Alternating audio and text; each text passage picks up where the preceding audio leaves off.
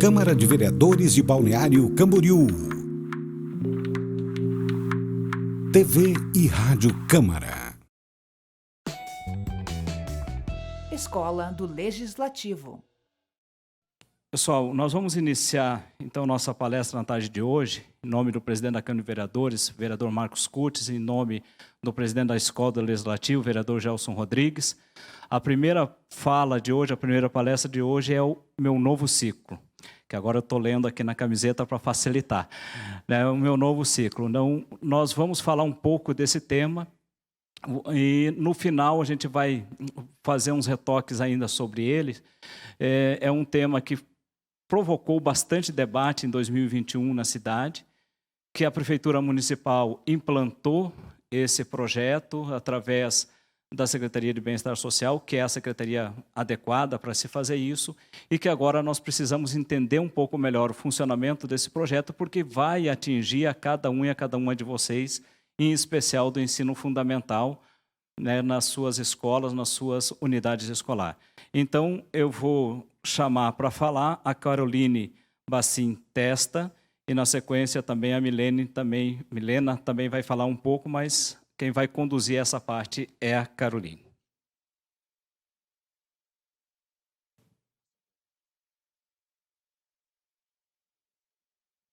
Boa tarde a todos e todas. Eu me chamo Caroline Bacin Testa, sou psicóloga do programa Abraço e também da Rede de Escolas de Educação Infantil Oficina da Infância.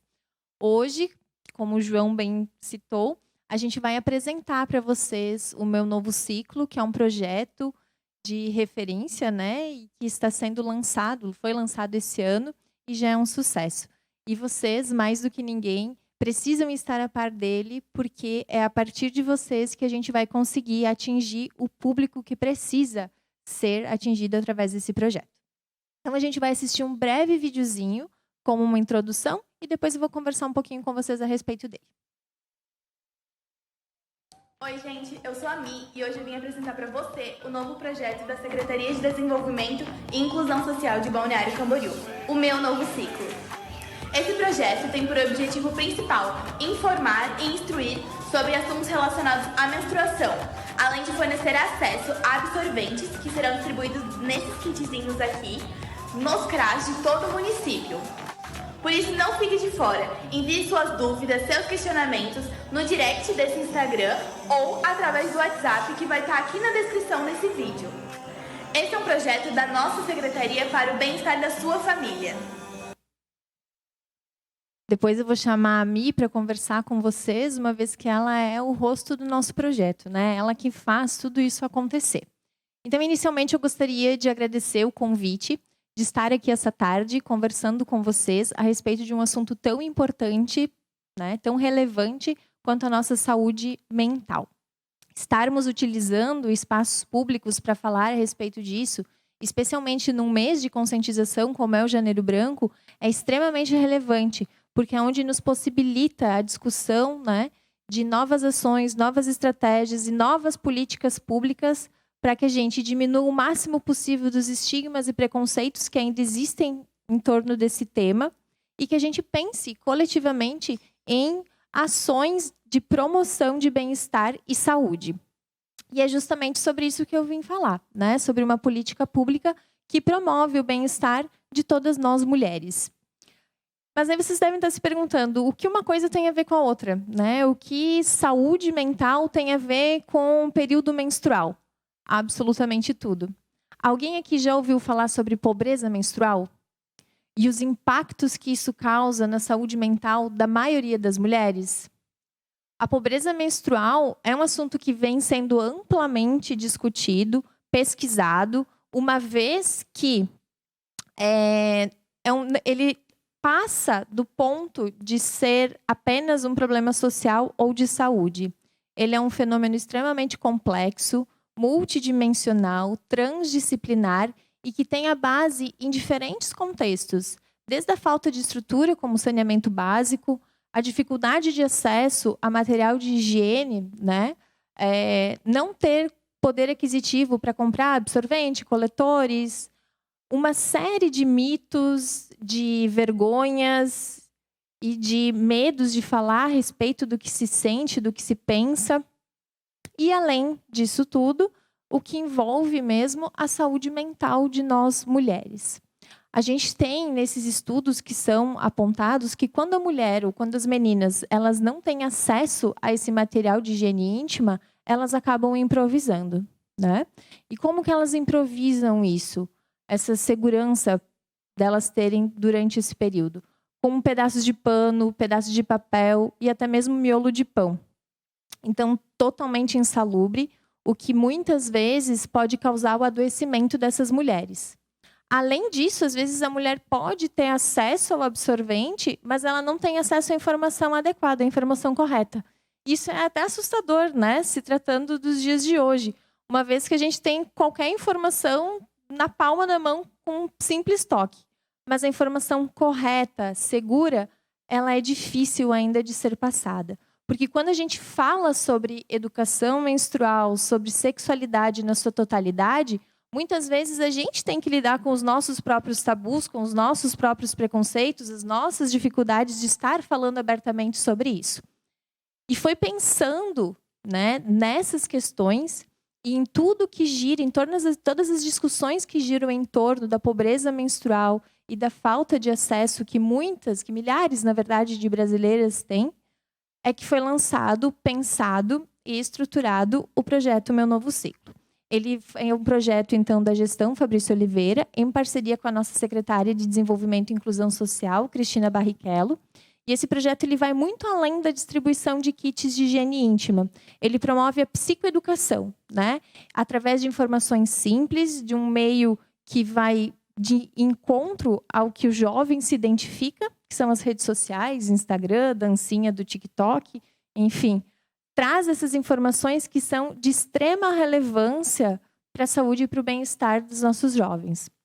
Então, independente da idade, seja desde a primeira menstruação, na menarca, que a gente sabe que pode acontecer com 8 anos, até a menopausa, a pessoa que tiver alguma dúvida pode estar entrando em contato, pode estar buscando, né, o Meu Novo Ciclo e quem está envolvido no projeto para estar tendo esse acolhimento.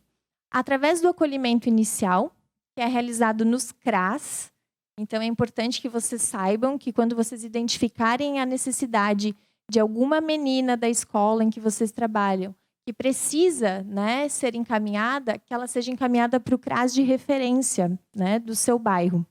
E aí ela vai receber esse kit, que contém uma carta com algumas instruções de uso, absorventes, né, uma quantia X, e um agradinho, né, um bombom, porque a gente sabe que TPM não é fácil. É bom ter um chocolatinho. Esse kit ele é reabastecido mensalmente. Não quer dizer que todos os meses as meninas vão receber essa necessaire. Ela leva essa necessaire até o CRAS e ela é reabastecida novamente com a quantidade de absorvente necessária para aquele momento. Quando a gente fala sobre isso, a gente pensa assim, nossa, é uma realidade totalmente distante, né? Hoje em dia a gente não vivencia mais isso, já não se tem mais tanta vergonha de falar sobre a menstruação. Ainda tem. Ainda hoje de manhã, enquanto estávamos apresentando o kit, foi falado justamente sobre isso, sobre a necessaire ser dessa cor mais branquinha como uma forma de esconder o absorvente. Até uma marca de absorvente que a maioria deve conhecer, o Sempre Livre, eles realizaram uma pesquisa e 76% das mulheres que foram entrevistadas ainda se referem ao período menstrual como nojento, né? Ou utilizam formas pejorativas de se referir a esse momento da vida, como, por exemplo, estar naqueles dias, enfim, né? Isso, fisicamente e psicologicamente, gera uma sobrecarga que, muitas vezes, afasta a menina da sociedade, porque ela tem vergonha, evita fazer atividades físicas, evita ir, né, em encontros sociais, ou até mesmo ir na escola. Colaborando com o resultado dessa pesquisa, a ONU lançou um resultado de que aproximadamente 10% das meninas que ficam menstruadas deixam de frequentar a escola durante esse período. Considerando que a gente menstrua uma vez ao mês, vocês têm noção do impacto que isso vai gerar na vida dessa menina? A longo tempo, né, a longo prazo, quanto ela vai perder, seja em atividades relacionadas à escola, ou atividades laborais, ou de vida social. Então, emocionalmente falando, a menstruação, além de todas, né, as mudanças fisiológicas e de cuidados que a gente tem que ter para não adoecer, também é impactante, porque ela gera medo, ela gera insegurança, ela gera um aumento de ansiedade, muitas vezes, né, ou dos sintomas ansiosos.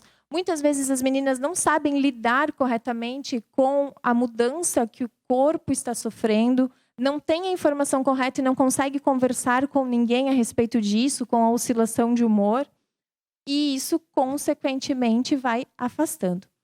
Então, diante de todos esses dados que são relevantes, que são importantes e que a gente precisa estar atento, porque ainda faz parte da nossa realidade, a gente percebe algo muito importante, que é a gente falar abertamente sobre sexualidade nas escolas na sua totalidade, inclusive, né, a educação menstrual. Não só para quem menstrua, não só para as meninas, mas para todos, meninos e meninas, homens e mulheres. Todos precisam estar cientes do que acontece para que, de fato, seja ampliada uma rede de apoio para essas meninas. Que evite constrangimento, evite sofrer bullying ou evite ter vergonha de compartilhar ou de perguntar ou de questionar algo que ela tem dúvida. Então, o meu novo ciclo é um projeto extremamente importante porque ele vai além daquilo que eu falei anteriormente, que é a entrega dos kits, né? Ele é uma forma mesmo da gente chegar mais próximo do adolescente. E uma das formas que a gente encontrou para que isso aconteça é com a Mi, com a personagem, né, que eu falei anteriormente, que dá cara e faz o programa acontecer, porque é através dela que existe essa identificação entre eles, né? Então eu gostaria de chamá-la aqui para que ela converse um pouquinho com vocês sobre como foi pensado e como esse projeto ele é posto em prática.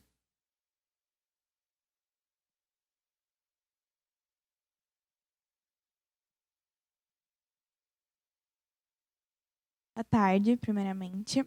Meu nome é Milena, eu sou a Mi. Então, sobre o meu novo ciclo, ele é um projeto da Secretaria de Desenvolvimento e Inclusão Social, como a Carol já falou, né?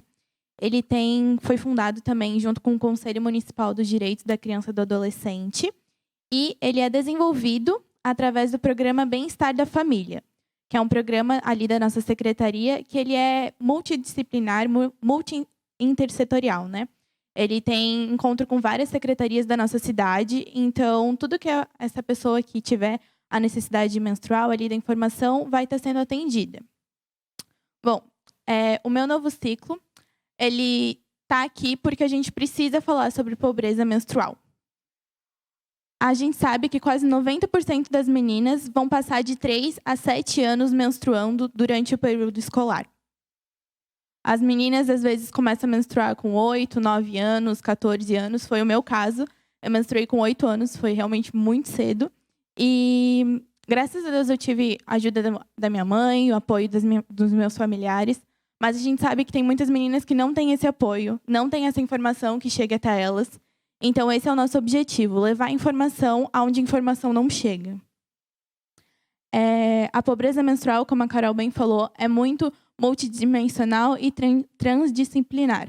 Porque, além da falta de dinheiro para ter acesso ao absorvente, também envolve todos os tabus, todas as dificuldades que as pessoas encontram por menstruar. A gente sabe, eu principalmente, né, que tô nessa fase ainda da adolescência, passando para a fase adulta, eu sei como é difícil a gente ir para a escola e eu levantar da cadeira e pensar, pô, será que vazou? Será que está aparecendo? Quantas vezes eu tive que olhar para as minhas amigas, elas falarem assim, será que vazou? Dá uma olhadinha. Tinha vergonha de ir no banheiro, tinha vergonha de pedir para levantar. E a gente sabe que isso acontece. A gente sabe que acontece várias situações que são desconfortáveis, a gente tem vergonha de falar. E coisas que deveriam ser normais, porque todo mundo passa, a gente acaba transformando em um tabu, né? Então, o meu novo ciclo está aqui para transformar isso em uma situação mais leve, mais de boa, para que a gente possa atingir mais meninas e evitar que problemas futuros aconteçam. Então, como que funciona o meu novo ciclo? As meninas elas vão ter acesso aos absorventes através dos CRAs. vão ter acesso à informação através do Instagram. Vai ser sempre uma conversa muito leve. Eu converso com várias meninas pelo direct. Tem algumas que mandam mensagem no WhatsApp. Tem também mães que mandam mensagem falando muito obrigada pelo projeto, por ter dado essa oportunidade de eu ter mais informação para ajudar minhas filhas. Enfim. E teve uma situação também que foi bem marcante. Era uma menininha de 10 anos, se eu não me engano. Que ela chegou e mandou mensagem, né? Falou, ai, muito obrigada, não sei o quê. Eu falei, você tem apoio? Ela falou, eu até tenho, mas a minha mãe não sabe como me ajudar. Ela não sabe o que falar. Então, é bom eu ter acesso fácil pelo Instagram, né?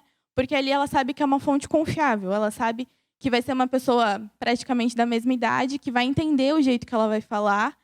E é isso, de uma forma muito simples, leve, enfim. E o nosso, como é que se fala? Slogan é chama-me, né?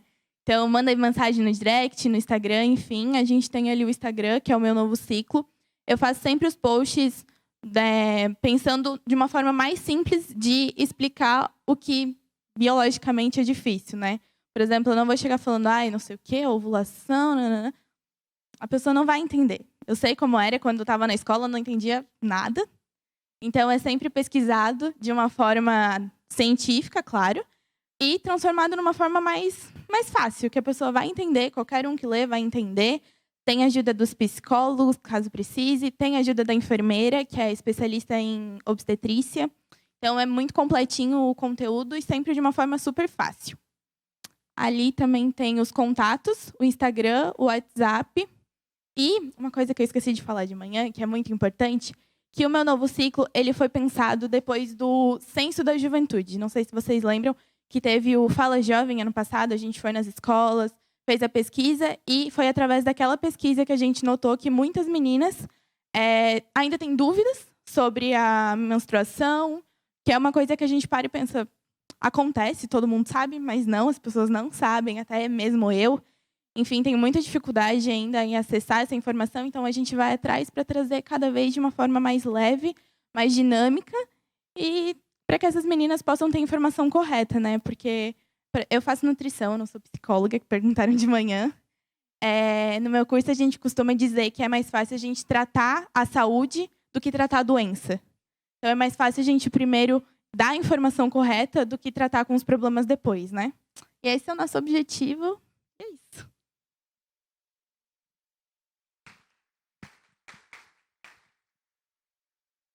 Ela é ótima, né? E é justamente a escolha da Mi e o fato dela estar participando é que faz essa aproximação, né, do jovem com o projeto.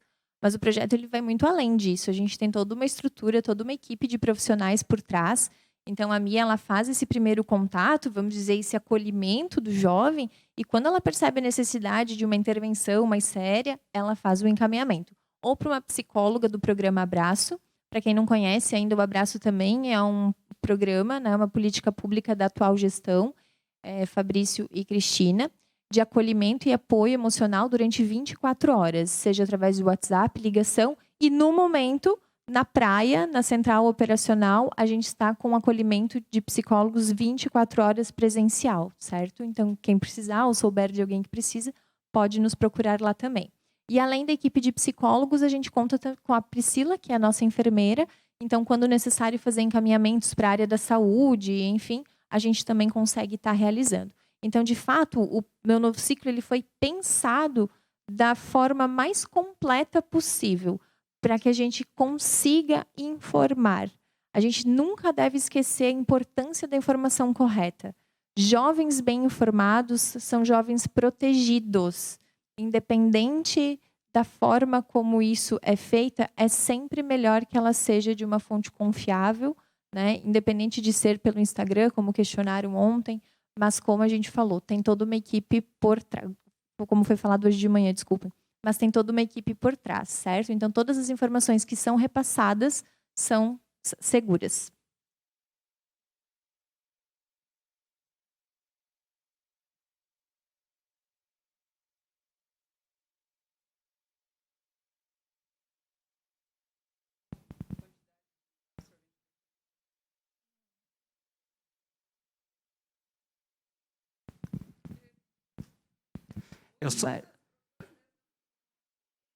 Exatamente. Eu só vou repetir a pergunta dela no microfone, porque nós estamos gravando, então, para que quem vai ver depois. Então, quem quiser perguntar, levanta a mão, leva o microfone. Ela perguntou se tem orientação para as pessoas adultas também, tendo em vista que muitas adultas têm dúvidas sobre o tema. Quem quiser perguntar, levanta a mão para mim aqui, que aí eu levo o microfone até você, tá?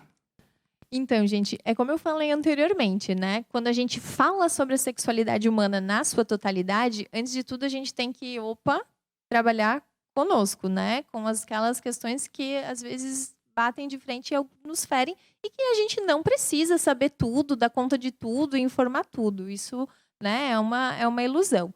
Então, sim, a gente pode estar conversando, pode estar informando e talvez seja, né, um passo além desse projeto de a gente fazer formações continuadas com os educadores, né? Quem sabe pensar em turmas que são multiplicadoras, sabe?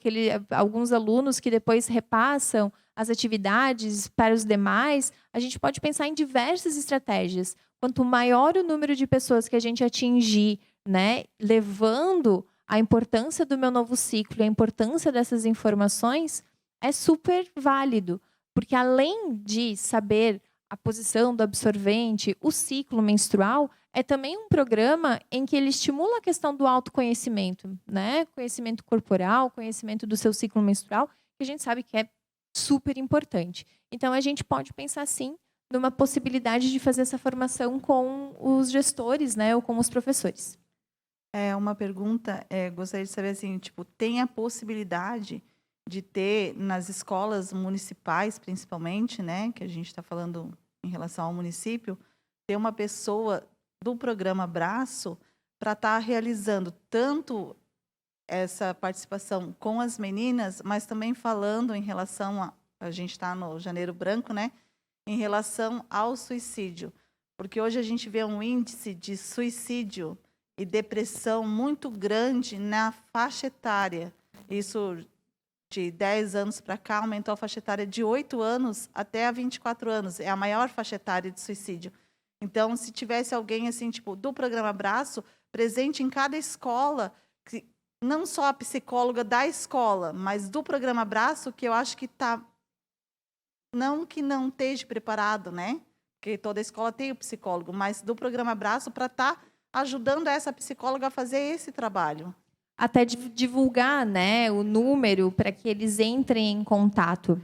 O abraço, a gente está num momento de transição dele, né? A gente está unindo todos os abraços. Hoje a gente tem o abraço vida, abraço à mulher, abraço jovem, abraço idoso. Então a gente está nesse momento de transição, onde vai ser um programa só e com certeza absoluta ir até as escolas, fazer palestras informativas, né? Então, conhecer a demanda dos jovens é de extrema importância. A gente já realizou esse trabalho no início do ano passado, em setembro do ano passado, com a campanha do Setembro Amarelo.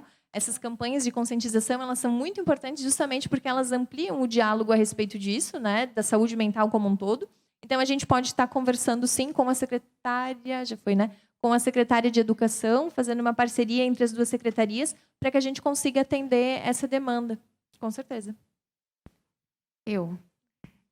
Vocês trabalham com faixa etária limite ou faixa etária delimitadora, algo assim? Não trabalhamos. Na verdade, assim, crianças, ainda a gente realiza os encaminhamentos para os pais, né, em algumas situações, porque a psicoterapia com criança ela é feita de uma forma diferente, né? E a gente ainda não tinha um espaço para que isso ocorresse da melhor forma possível. Mas em relação ao abraço ou aí até ao novo ciclo, não tem faixa etária. Então pode ser desde o momento da menarca, como eu falei, entre os 8 e 14 anos, até a menopausa. Qualquer pessoa que tenha dúvida pode estar entrando em contato. Carol, eu tenho acesso ao absorvente, eu não preciso do kit. Mas eu tenho dúvida. Eu tenho dúvida sobre como eu faço, né, a contagem do meu ciclo menstrual. Eu tenho dúvida em relação às cólicas que eu sinto. Eu tenho dúvida em relação ao que eu posso e o que eu não posso fazer. E, às vezes, a gente pode até rir. Há histórias que nos contam ao longo da vida que a gente acredita como sendo verdade, que são os mitos, né? Eu posso ou não posso lavar meu cabelo? Então, parece bobagem, mas ainda são replicadas essas informações de forma que, na verdade, venha atrapalhar, né, a informação e a saúde das meninas. Então, é independente da idade. Perfeito. Vou aproveitar a Claro. segunda.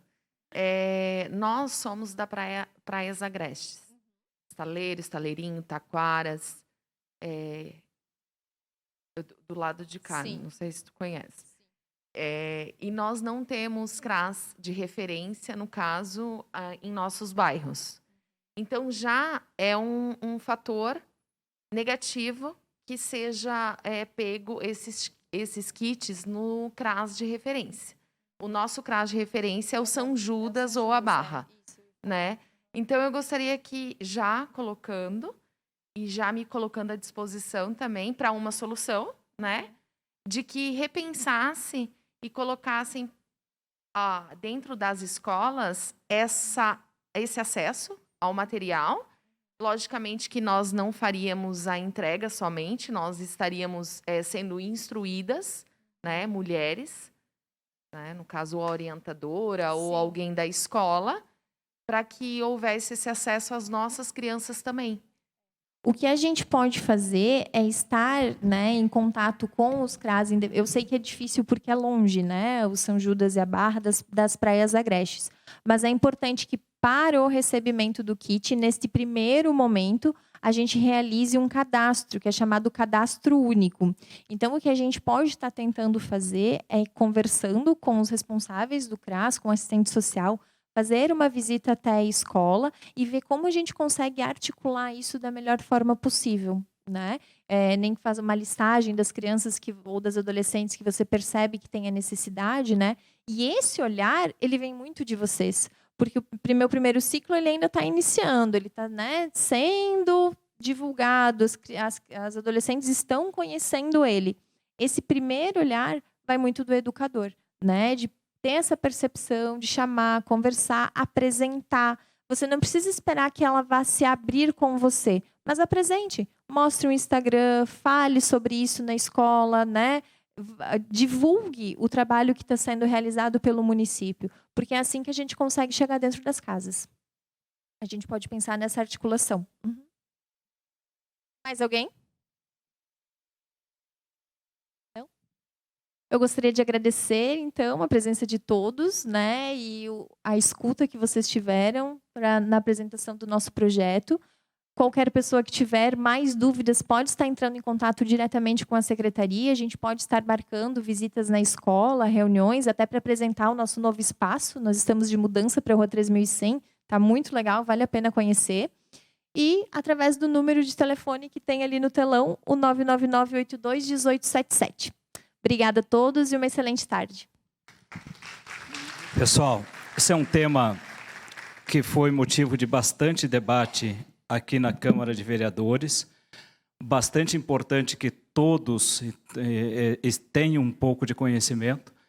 Isso atinge cada um de forma diferente. Eu, por exemplo, não sinto nada em relação à menstruação. Não sinto nenhum problema, não tenho dores, não tenho cólicas, não tenho nada disso. Mas não tenho TPM, né? Quando tem, como um chocolatezinho passa, é bem tranquilo. E tenho comido, pelo tamanho aqui, dá para ver que tenho comido bastante chocolate, né? Mas por que a gente brinca com isso, né? O cara disse, olha, é para puxar a atenção justamente para isso. Então, eu que sou homem, que não sinto nada disso, não tenho nada a ver com isso, muito pelo contrário. Né? Nós temos que... sim. Trouxe. Depois vamos distribuir. Então, assim, o meu primeiro ciclo, o meu novo ciclo, que nós vamos pedir, que vai passar agora para vocês darem uma olhada, o que vem dentro do kitzinho, que já está passando aí, o que vem dentro do kit, é bastante importante que não só a mulher, mas isso tem a ver com todo profissional de educação. Não importa se é homem ou se é mulher, nós precisamos ter um conhecimento mínimo para que possamos orientar. Se não numa orientação direta, mas pelo menos saber quais são os caminhos que a gente vai ter. Lá na minha escola o orientador sou eu sou o supervisor, eu sou o diretor, que agora a gente chama de gestor, é isso? Eu sou o diretor, mas eu tenho que saber orientar a minha equipe, eu tenho que saber orientar as pessoas que estão no dia a dia da escola ou do núcleo, para que eles possam orientar as nossas adolescentes. É muito problema de todos nós isso. Porque quando uma criança falta na sala de aula porque não se sentiu em condições de estar na aula por conta da menstruação, isso é um problema da educação. Isso não é um problema de saúde pública, isso não é um problema de assistência social, isso é um problema de educação. Então, assim, é importante que vocês saibam também o porquê que esse projeto tem um viés via assistência social. Vocês poderiam dizer o seguinte, mas não era mais fácil ter um viés somente via educação? Não, porque nós, por conta do SUAS, por conta da legislação que nós temos no Brasil, nós não podemos fazer programas de assistência social via outra secretaria que não seja a de assistência social. Por isso esse projeto está sendo realizado via assistência social em parceria com a educação e em parceria com todos os outros órgãos governamentais, e inclusive em parceria com o Conselho Municipal dos Direitos da Criança e do Adolescente. Por que eu estou falando isso? Porque esta casa aprovou uma lei que era sobre esse tema, borboletas de menarca, né? Menarca. E essa lei foi vetada pelo prefeito e veio um novo projeto que já estava sendo estudado, discutido dentro da prefeitura, com esse formato que vocês conhecem hoje. E foi vetado justamente porque quem tem que tomar as ações de assistência social é a assistência social. A educação participa de forma complementar a isso tudo.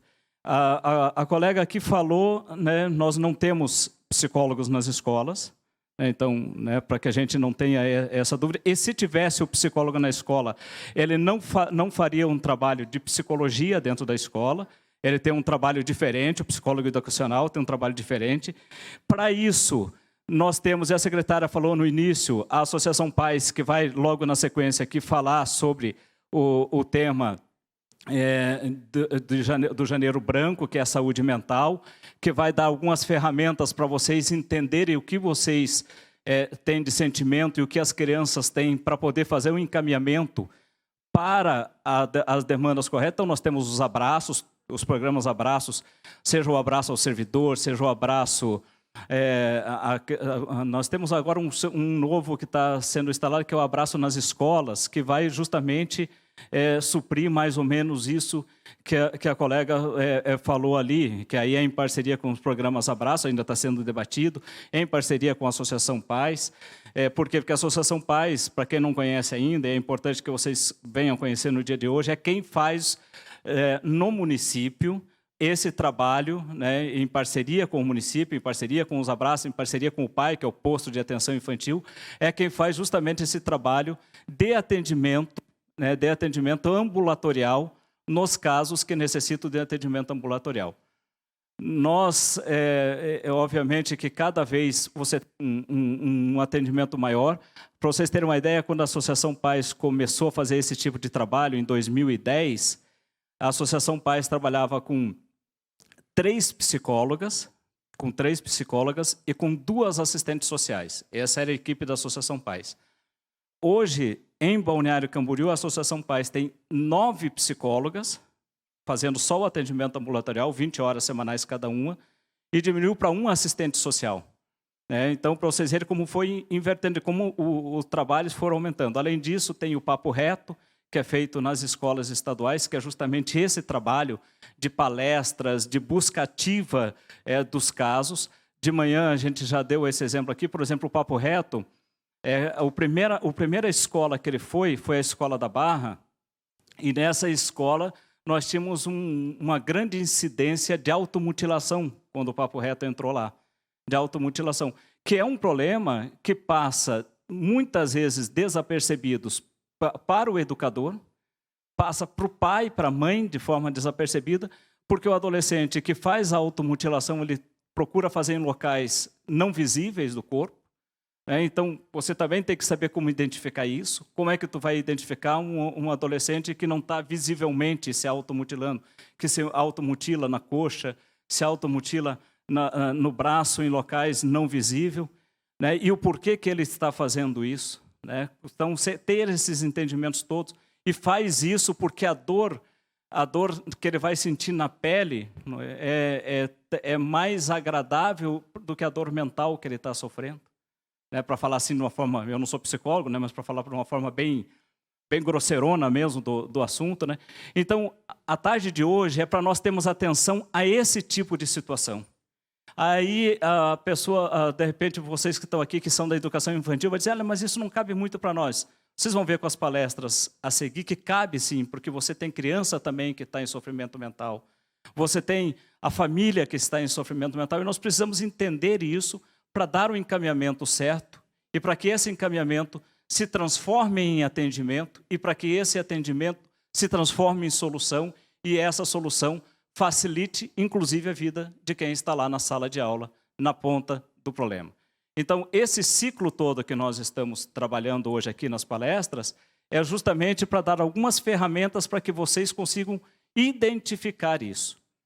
E o meu novo ciclo passa por isso também, né, de como identificar a menina que precisa de auxílio, que precisa desta orientação, de como fazer com que encaminhar essa menina para o atendimento que ela necessita, seja de levar para casa o absorvente, que muitas não têm, ou seja, de ter a orientação correta e necessária.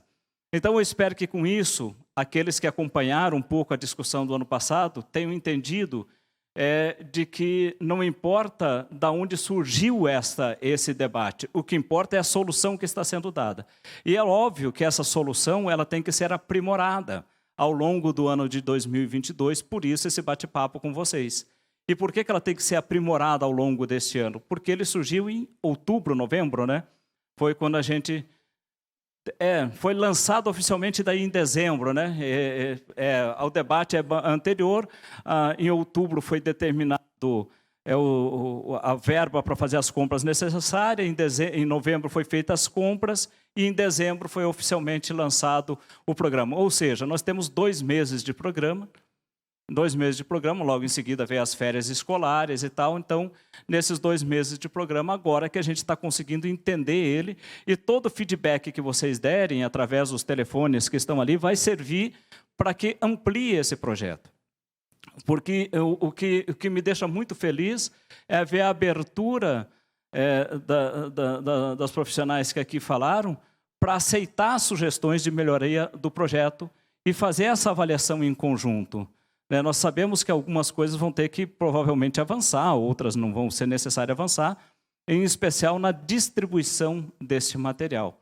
Mas isso é uma avaliação técnica que tem que ser feita em conjunto com vocês, nas soluções da sala de aula, e principalmente com a avaliação técnica dessas profissionais que aqui estiveram e que vão estar lá na ponta fazendo a avaliação do que é possível a gente avançar e tal. Porque algumas pessoas imaginavam que esse programa pudesse ser feito assim, você ir numa escola, pegar o absorvente e deu. Né? Ter uma orientação e tal. Eu pessoalmente, e aí se eu estiver errado, por gentileza, levantem a mão que eu passo o microfone para a gente fazer o debate. Eu acredito que não, que na maneira que está sendo feita é a maneira correta. Você tendo a orientação de enfermeira, você tendo a orientação de psicóloga e você tendo a linguagem que o jovem entende. Nós vimos uma das críticas ao programa quando ele foi lançado mas que jovens vai se comunicar via WhatsApp e Instagram? E aí eu devolvo a pergunta, que jovem não se comunica via WhatsApp e Instagram? Né? Que jovem não se comunica desta maneira? A maioria, se não 100% deles, hoje se comunica muito mais dessa forma do que de outra forma. A terceira maneira de se comunicar é o que nós estamos fazendo hoje aqui. Hoje, os profissionais diretamente envolvidos no dia a dia dessas crianças estão sendo orientados de como fazer a orientação deles nessa questão do meu novo ciclo. Então, se você está sendo orientado hoje, então nós fechamos o ciclo de orientação. O WhatsApp, Instagram e os profissionais da escola também sabem que existe o programa e como fazer para acessar o programa. E é esta forma que a gente precisa ter para ter o acesso e para acessar o programa. Ok, gente? Acho que nessa questão do meu novo ciclo a gente conseguiu avançar bastante, né? podemos ir para o próximo. Acho que a gente já está passando por vocês, né, os negocinhos ali.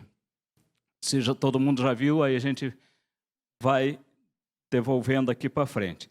Então, nós vamos agora falar um pouco de transtornos de aprendizagem e o impacto na saúde mental. Para isso, nós vamos chamar a professora Daniela Sema, que é psicopedagoga do PAIS e que vai falar um pouco para nós sobre esse tema. Boa tarde a todos. Então, né, como a gente se reuniu aqui para falar, para pensar sobre transtornos psicológicos, né, para falar do Janeiro Branco, nós precisamos também falar de transtornos de aprendizagem e o impacto que isso tem no psicológico de crianças e adolescentes.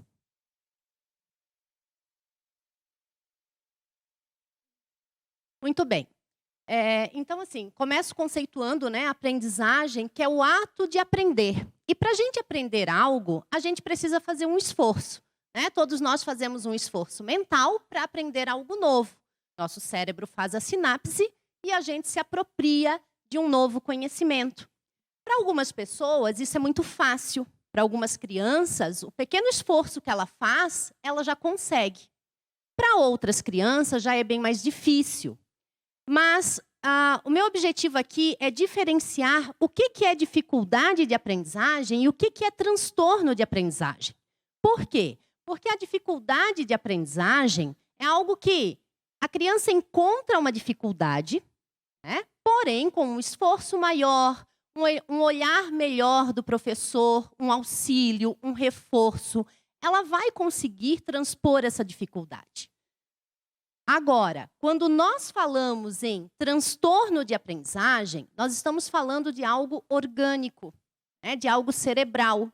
E aí, mesmo que essa criança faça um esforço maior, mesmo que ela tenha um apoio da escola, muitas vezes não será o suficiente.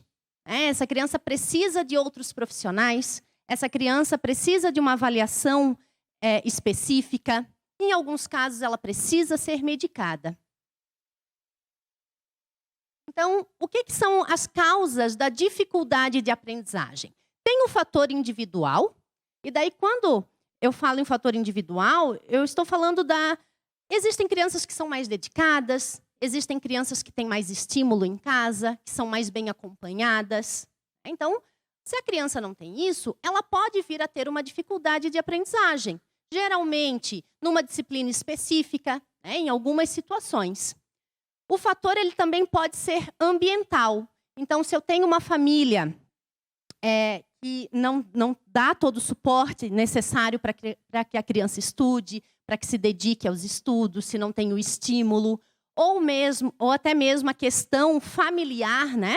Às vezes a criança está inserida numa família desestruturada emocionalmente.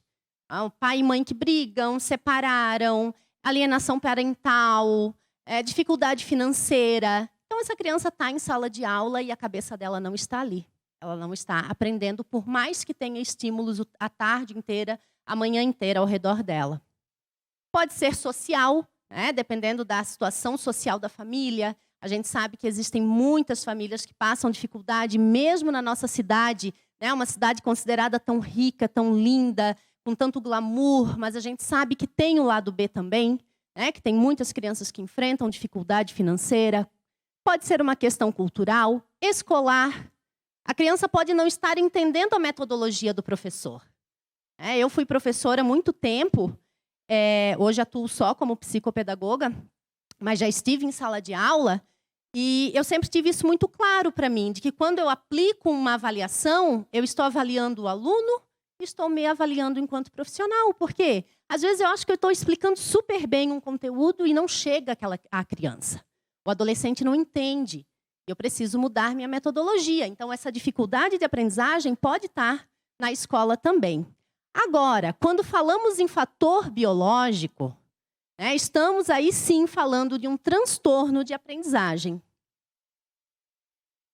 E alguns exemplos, né, das causas do não aprendizado. Pode ser dislexia, e a dislexia é um transtorno de aprendizagem, né, uma má formaçãozinha na região esquerda do cérebro, específico para leitura e escrita. É uma dificuldade específica na leitura e escrita.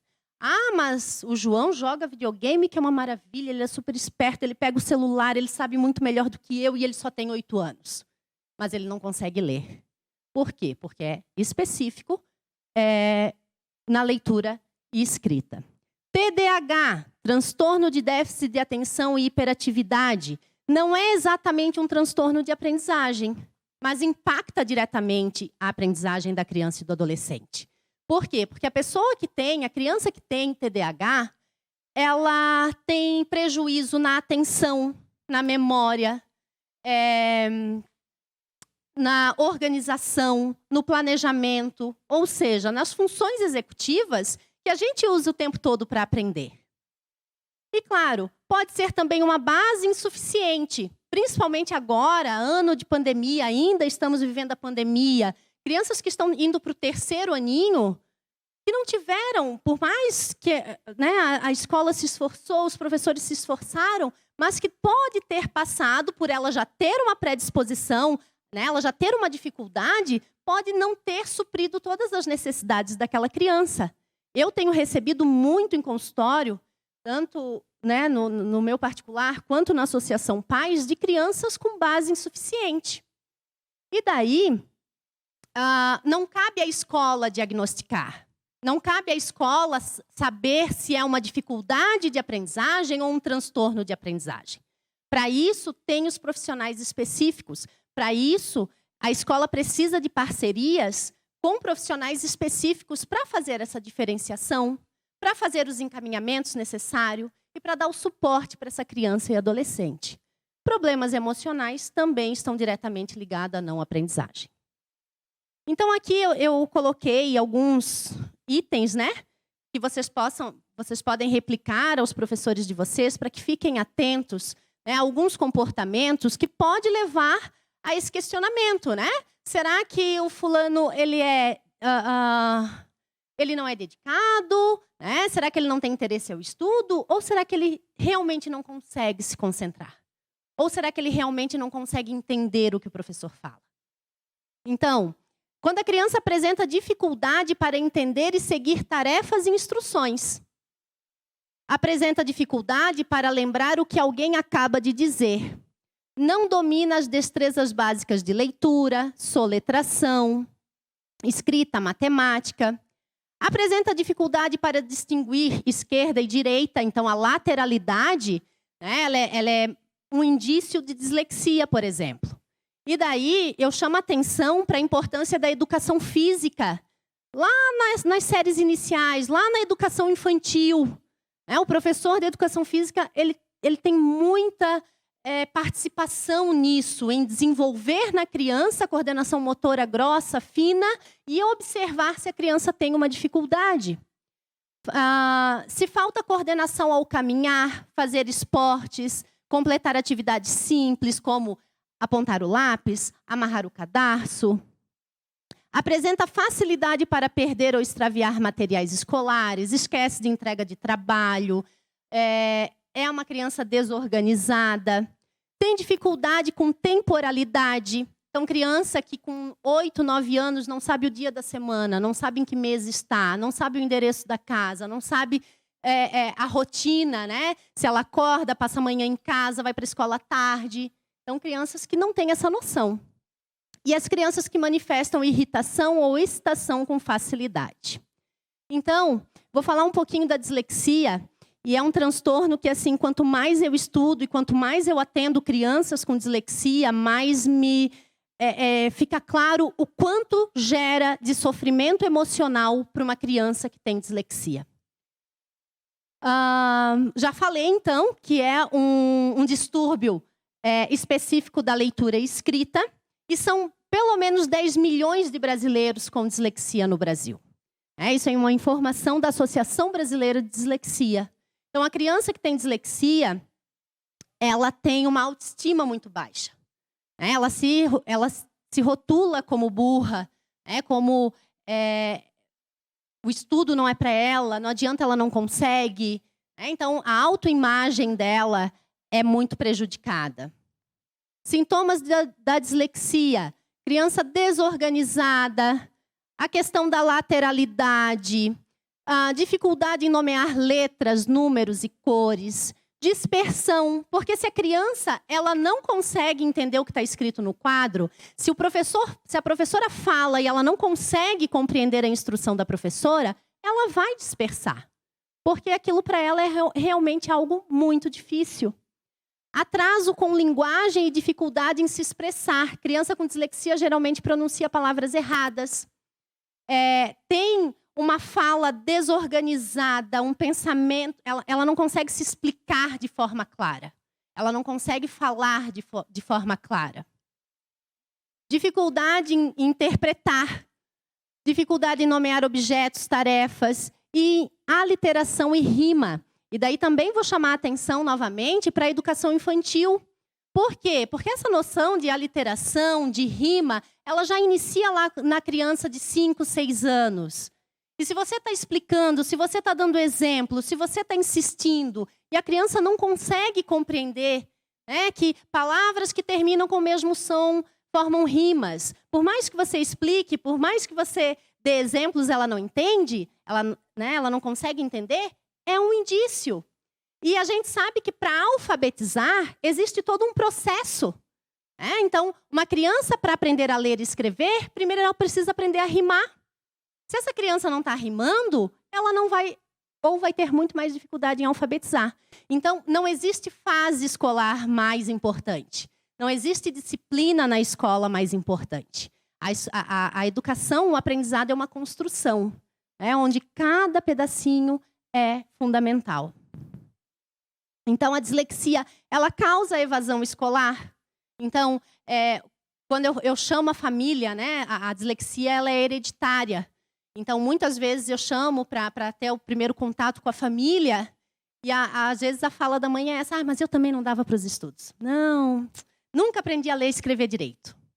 Então, já tem aí uma predisposição, né, uma herança genética, e geralmente os pais deixaram de estudar cedo. Depressão precoce, porque atinge a autoestima da criança. A criança se sente, como assim, os colegas todos ao redor já sabem ler, já sabem escrever, e ela não consegue por mais que ela se esforce. Ou ela vai fingir que não se esforça, que não liga. Não estou nem aí. Também não é verdade. Transtorno de conduta, baixa autoestima. Então, os impactos da dislexia são grandes. Eu deixei aqui como sugestão esse filme, que é lindíssimo. É um filme indiano, Como Estrelas na Terra, que fala muito bem sobre a dislexia e é muito bacana. O TDAH, né, transtorno de déficit de atenção e hiperatividade. Existem 3 tipos de TDAH. O desatento, o hiperativo e o combinado. Geralmente, a criança que é hiperativa, ela tem suporte, ela tem ajuda mais rápida do que a criança que é simplesmente dispersa. Por quê? Porque nós, professores, nos incomodamos muito com o mau comportamento. Então, aquela criança que não para, aquela criança que vive entrando em conflito, enfim, ela logo chama a nossa atenção. Mas quantas e quantas vezes nós temos lá um anjinho dentro de sala de aula, que não abre a boca, quietinha, não incomoda. Eu até esqueço que eu tenho aquela aluna na sala de aula. Essa, com certeza, vai sofrer mais. Por quê? Porque o comportamento dela não vai chamar minha atenção. Então, o desatento, que predomina em meninas, e a hiperatividade predomina em meninos. Então, ele vai ter mais prejuízo. O TDAH, então, afeta atenção, memória, autocontrole, planejamento, entre outros, ou seja, as funções executivas. Eu quero ir brincar, eu quero levantar, eu quero ir lá contar alguma coisa para o meu amigo, mas agora eu não posso. Isso é ter autocontrole. Agora eu preciso prestar atenção no que a professora está falando. Isso é autocontrole. Criança com TDAH, do tipo hiperativo, não tem. Sintomas: agressão, excitabilidade, falta de moderação, inquietação, dificuldade de concentração, esquecimento e falta de atenção. Quando eu trabalhava em escolas, eu ouvia muito assim na sala dos professores: hoje em dia tudo é TDAH. Tudo é TDAH, é como se fosse uma bengala, né? Não está indo bem, é TDAH. Então, eu reforço, né? Eu alerto que o diagnóstico para TDAH, ele é multiprofissional, né? Ele precisa ser um diagnóstico muito responsável. A criança com TDAH não é aquela simplesmente que não para quieta na escola. A criança com TDAH tem que apresentar vários sintomas em vários lugares que ela frequenta no dia a dia. Então, quer dizer, é necessário uma visão multiprofissional, é necessário uma atenção, né, aos sintomas, um olhar experiente, um profissional capacitado, porque senão realmente vira bengala de crianças que, de repente, estão apresentando determinados comportamentos, mas é por um problema emocional. Estão apresentando determinado comportamento por falta, de repente, de uma disciplina em casa, de um acompanhamento mais perto dos pais. Então, nós profissionais temos que ter a capacidade de diferenciar, né? E daí, quando nós não temos esse olhar para o nosso aluno de que se ele não está aprendendo, se ele não está entregando trabalho, se ele não é organizado, possa vir a ser um transtorno de aprendizagem, eu posso cair no senso comum e rotular as crianças como burras, lerdas, festinhas, enfim, tantos outros rótulos que tem. Nós, professores, em casa, os pais, muitas vezes eu atendo, né, e essa é a fala da mãe, né, ou do pai. Ah, mas é que ele é burrinho. O irmão é inteligente. O irmão sabe tudo. Nossa, com a idade dele, o irmão, olha, voava. E ele não tem jeito. Burrinho, burrinho. Preguiça, e nem sempre é. A gente não pode colocar tudo, né, no mesmo pacote, vamos dizer assim. E o professor precisa de suporte, porque, como eu falei, não cabe ao professor, não cabe ao gestor esse diagnóstico. Mas sim, é através de vocês que muitas crianças vão chegar a nós, psicopedagogos, para que passe por uma avaliação, para que passe para encaminhamentos para outros profissionais, para que passe por suportes. Eu recebi uma criança no passado, 8 anos, né? E ela não conhecia números, não conhecia letras, não tinha dificuldade em nomear cores. A fala do pai era justamente isso. Eu não sei o que acontece com ele, porque o irmão dele é muito inteligente, ele é bem preguiçoso, não sei mais o que eu faço, a família bem perdida. A criança com uma autoestima bastante abalada já, né, já com 8 anos, bastante fragilizada com essa situação, porque ela percebia que as crianças, as colegas de sala sabiam e ela não sabia. E depois de algumas sessões, anamnese, testes, eu levantei a hipótese diagnóstica de que essa criança tivesse TDAH e fiz o encaminhamento para o psiquiatra. O psiquiatra, através do meu relatório, através dos testes dele, respaldou a minha hipótese. Essa criança realmente ela tem TDAH, hoje ela está medicada, ela é acompanhada por mim e ela já teve uma evolução muito grande. Então, é necessário, né? Transtorno de aprendizagem existe. Nem tudo é preguiça, nem tudo é porque ele não quer. Às vezes, realmente, a dificuldade é muito grande, tem um impeditivo, né? Que não está fazendo essa criança evoluir na escola. Então, eu deixo aqui uma frase para que vocês possam relembrar seus professores, né? De que quem precisa mais de você é o seu pior aluno. Claro que é muito mais fácil ser professora daquela aluna que não incomoda, daquela aluna que entende de primeira, que tira nota boa. Né? Como é bom para a gente, enquanto professor, ver o nosso trabalho ali rapidamente aparecendo. Mas o aluno que tem dificuldade é o que mais precisa da gente. Muito obrigada pela atenção. Eu estou na Associação Pais com atendimento clínico, então precisando é só nos procurar. Obrigada. Obrigado, Dani. A Dani tem um conhecimento bastante vasto na área. Tem alguns anos já de Associação Pais. Está há quantos anos lá, Dani?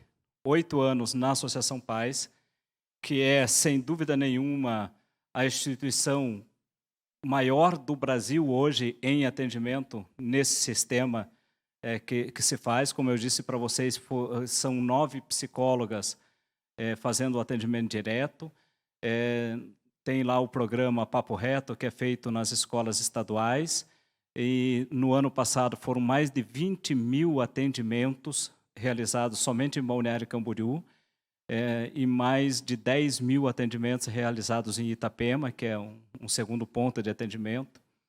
Trata-se de todo tipo de questão. O que mais interessa para vocês são aqueles que atingem diretamente vocês lá na sala de aula, mas todo tipo de atendimento psicológico que envolva criança e adolescente, a não ser aqueles específicos que tem outras instituições que cuidam, como o Down, como o autismo e tal, esses daí vai especificamente para essas instituições que são especializadas nisso, né? De restante, é todo ele tratado lá na Associação Pais. Além dessa expertise dentro da associação, a Dani também é professora de ensino infantil, professora do ensino médio e professora universitária. Inclusive, foi minha professora no meu segundo curso, o curso de História, né, formada em História, formada em Geografia, e aí tem algumas pós-graduações. Então, é uma pessoa que tem a vivência que vocês têm na sala de aula, que tem a vivência que se tem no consultório e que tem também o trabalho no dia a dia nessa área. Então, é bastante importante que vocês tenham também esse entendimento do que foi dito aqui, para que vocês consigam entender a diferença do aluno que naquele dia não está querendo fazer um trabalho, não está querendo fazer uma tarefa, e daquele aluno que não consegue fazer porque tem algum transtorno que precisa ser acompanhado, que precisa ser tratado. Então, isso é bastante importante. Nós vamos dar uma pausa, eu só queria ver com o pessoal. Se a senhora podia fazer uma gentileza? Desculpa. A senhora podia dar uma olhada lá em cima se já está pronto, se nós já podemos liberar aqui? Que eu tentei bater na porta lá, mas a porta ainda tá fechada, que aí nós já vamos para o nosso coffee break para dar uma descansada, né, uma arejada, e voltamos logo na sequência, né? Mas vamos esperar um pouquinho, ver se já está pronto ali, se não estiver pronto, a gente continua mais uns minutinhos aqui, para depois a gente dar uma pausa.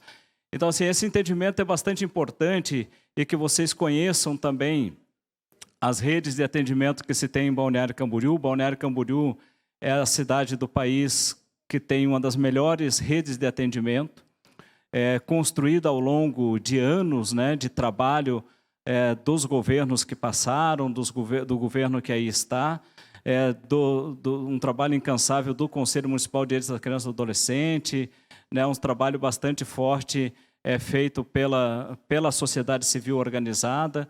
E Balneário Camboriú realmente consegue dar uma resposta bastante rápida. O que a gente ainda precisa melhorar é essa comunicação, exatamente o que a gente está fazendo hoje aqui, de saber que as coisas precisam ser encaminhadas e como serão encaminhadas e tal, e para onde serão encaminhadas, né? Então, esse trabalho, esse respaldo que a gente precisa ter aí de forma bastante organizada, né? Só vamos ver se já está pronto lá em cima. Mais um minutinho, Giovana. Pessoal, se tem alguma pergunta para fazer, nós estamos quase prontos lá em cima. Oi? Vocês têm alguma pergunta para fazer sobre o que a Dani passou aqui, o que a Dani falou? Não tem? Então vamos fazer o seguinte, nós vamos dar um intervalo agora de 15 minutos, só que vai demorar uns 5 minutinhos para nós liberar o café, tá? Então, se vocês quiserem aproveitar, tem água aqui embaixo, tem o banheiro, mais uns 5 minutinhos a gente já libera o café. Quando liberar, eu aviso aqui no microfone que o café vai estar liberado, tá bom? Ok, pessoal, vamos lá então, vamos reiniciar. Só verificar se está tudo ok. O nosso tema de hoje, nessa última parte do nosso bate-papo, é saúde mental. Precisamos falar sobre inteligência emocional. Quem vai dividir conosco um pouco do seu conhecimento é a psicóloga Raíssa, da Associação Pais.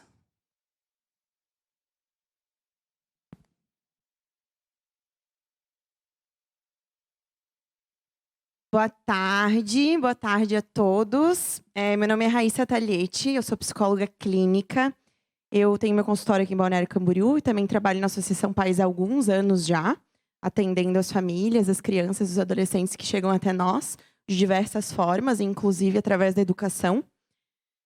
Quando me convidaram para falar sobre saúde mental por conta do Janeiro Branco, eu pensei que eu não queria falar a mesma coisa de sempre. Para mim, né, claro. E a gente fala muito sobre adoecimento emocional e muitas vezes a gente não dá ferramentas para as pessoas para que elas promovam a saúde mental delas. Então, eu não queria vir aqui hoje falar para vocês sobre o que é depressão, sobre como lidar com a ansiedade, e sim pensar nesse tema da inteligência emocional como uma ferramenta para que a gente preserve a nossa saúde mental e para que a gente cuide dela também. Então, hoje a gente vai falar sobre inteligência emocional. Eu vou dividir a minha fala em duas partes. Eu vou falar sobre sobre a nossa inteligência emocional, contextualizar, falar sobre os pilares da nossa inteligência emocional, e depois eu vou fazer uma fala sobre saúde mental na infância, de como a gente pode ensinar as nossas crianças a lidarem com a saúde mental delas. Porque o que eu entendo? Se a saúde mental, se as minhas emoções são um tabu para mim, como que eu vou conseguir psicoeducar uma criança das emoções dela se eu não consigo lidar com as minhas? E aí se forma um muro de comunicação e eu não consigo orientar essas crianças. E nós sabemos que nós fomos gerações que não fomos orientadas dessa forma. Ninguém falava em saúde mental lá atrás, quando nós todos éramos criança. Muito pelo contrário. A fala era: você para de chorar, por favor, que você está incomodando. Então, expressar a emoção nunca foi algo permitido. Nunca foi algo incentivado, muito menos. Vamos lá. Tá? Então, Janeiro Branco e a saúde mental. O Janeiro Branco ele é em janeiro justamente por a gente pensar em estar iniciando um novo ciclo, né? Início de ano. Então, é um bom momento para a gente pensar nesse início de ciclo, cuidando da nossa saúde mental e tendo isso como prioridade. Quando eu falo de saúde mental, eu falo desse bem-estar, que é eu estar bem comigo mesmo, com o mundo e com os outros. Para eu estar bem comigo mesmo e com os outros, eu preciso ter a minha base saudável. Que isso significa o quê? Ter um sono de qualidade, ter uma rotina razoavelmente saudável, me alimentar bem, ter acesso à saúde, me sentir, né, ou conseguir ser produtiva no meu ambiente de trabalho e conseguir me relacionar com as pessoas. É o tudo, né? É o que a gente queria gabaritar todos, não dá. Mas, para a gente ter a nossa saúde mental preservada, a gente precisa primeiro falar disso. Então, saúde mental, vida e trabalho. Hoje, a gente tem uma estimativa de que 1 a cada 10 pessoas no mundo sofre de algum transtorno mental. Vocês da área da educação sabem muito mais do que eu que as doenças da mente, elas são responsáveis pelo afastamento de muitas pessoas. O estresse que vira um quadro depressivo, que vira um burnout e que eu já não consigo mais trabalhar por conta da sobrecarga emocional e entre, né, enfim, afastamento ou aposentadoria antecipada por conta disso. Como eu posso ser feliz e estar bem comigo mesmo se eu tenho tantos problemas? Se eu tenho as preocupações com a minha família, se eu tenho que me preocupar com o meu trabalho, se eu tenho um monte de boleto para pagar, como é que dá para ser feliz assim? Enfrentando o que eu consigo e aceitando o que eu não posso mudar. A gente, às vezes, faz birra igual as crianças, né? A gente só não se joga no chão, mas a gente faz birra igual. A gente vê um problema e fala: eu não queria que fosse assim, mas é assim. Mas eu não queria. Eu não quero que seja assim. Bom, isso não vai me ajudar a enfrentar esse problema. O que vai me ajudar a enfrentar os problemas que aparecem no meu caminho é justamente eu aceitar que eles estão ali, que eles existem, e focar no que eu consigo controlar, que é o meu comportamento, que são os meus sentimentos e as minhas ações. Dá para ser feliz nessa vida ainda? Então, para a gente ser feliz e viver uma vida de qualidade, uma vida plena, que valha a pena ser vivida, uma vida de valor, uma vida que seja valorosa para mim, que faça sentido para mim, não para os outros, né? A gente precisa alinhar algumas coisas, né? Quando eu falo vida plena, não quero dizer uma vida sem problemas, muito pelo contrário. Eu quero dizer uma vida que eu sinto que vale a pena ser vivida. Então, essa nossa capacidade de olhar para um problema e fazer o enfrentamento dele sem ruir, né, sem ver o chão se abrir abaixo de mim, a gente dá um nome de resiliência. A resiliência ela é um conceito emprestado da física e da engenharia. Eu vou explicar com as minhas palavras, né? Que é a capacidade de um material se expandir, de eu pegar um elástico e esticar ele, tensionar ele o máximo que eu puder, que eu conseguir, e ele não romper com isso e depois conseguir voltar ao estado original dele. E a resiliência na nossa vida, ela se aplica da mesma forma. É a nossa capacidade de fazer o enfrentamento, né, da gente se esticar diante dos problemas e não romper, e não ruir, né, e conseguir depois retornar ao nosso estado de saúde normal, mesmo diante de um grande desafio. Nem sempre isso acontece. Algumas pessoas são mais resilientes do que outras, por vários motivos, questões de criação, personalidade, né? E às vezes a gente rompe com os problemas, né? Nem sempre a gente dá conta. Tá tudo bem, mas nesse momento eu preciso de ajuda. Hoje a gente vai falar de como eu posso me desenvolver mais a minha inteligência emocional, justamente para eu me tornar uma pessoa mais resiliente, mais adaptada ao meio e prevenir que lá na frente eu adoeça mentalmente. Então, os benefícios da inteligência emocional. A inteligência emocional ela está ligada ao nosso sucesso profissional, das nossas relações e automotivação. As pessoas que conseguem ter o controle sobre as suas emoções, elas têm uma melhor gestão sobre as próprias vidas. Ou seja, a gente sente que a gente está um pouco mais no controle.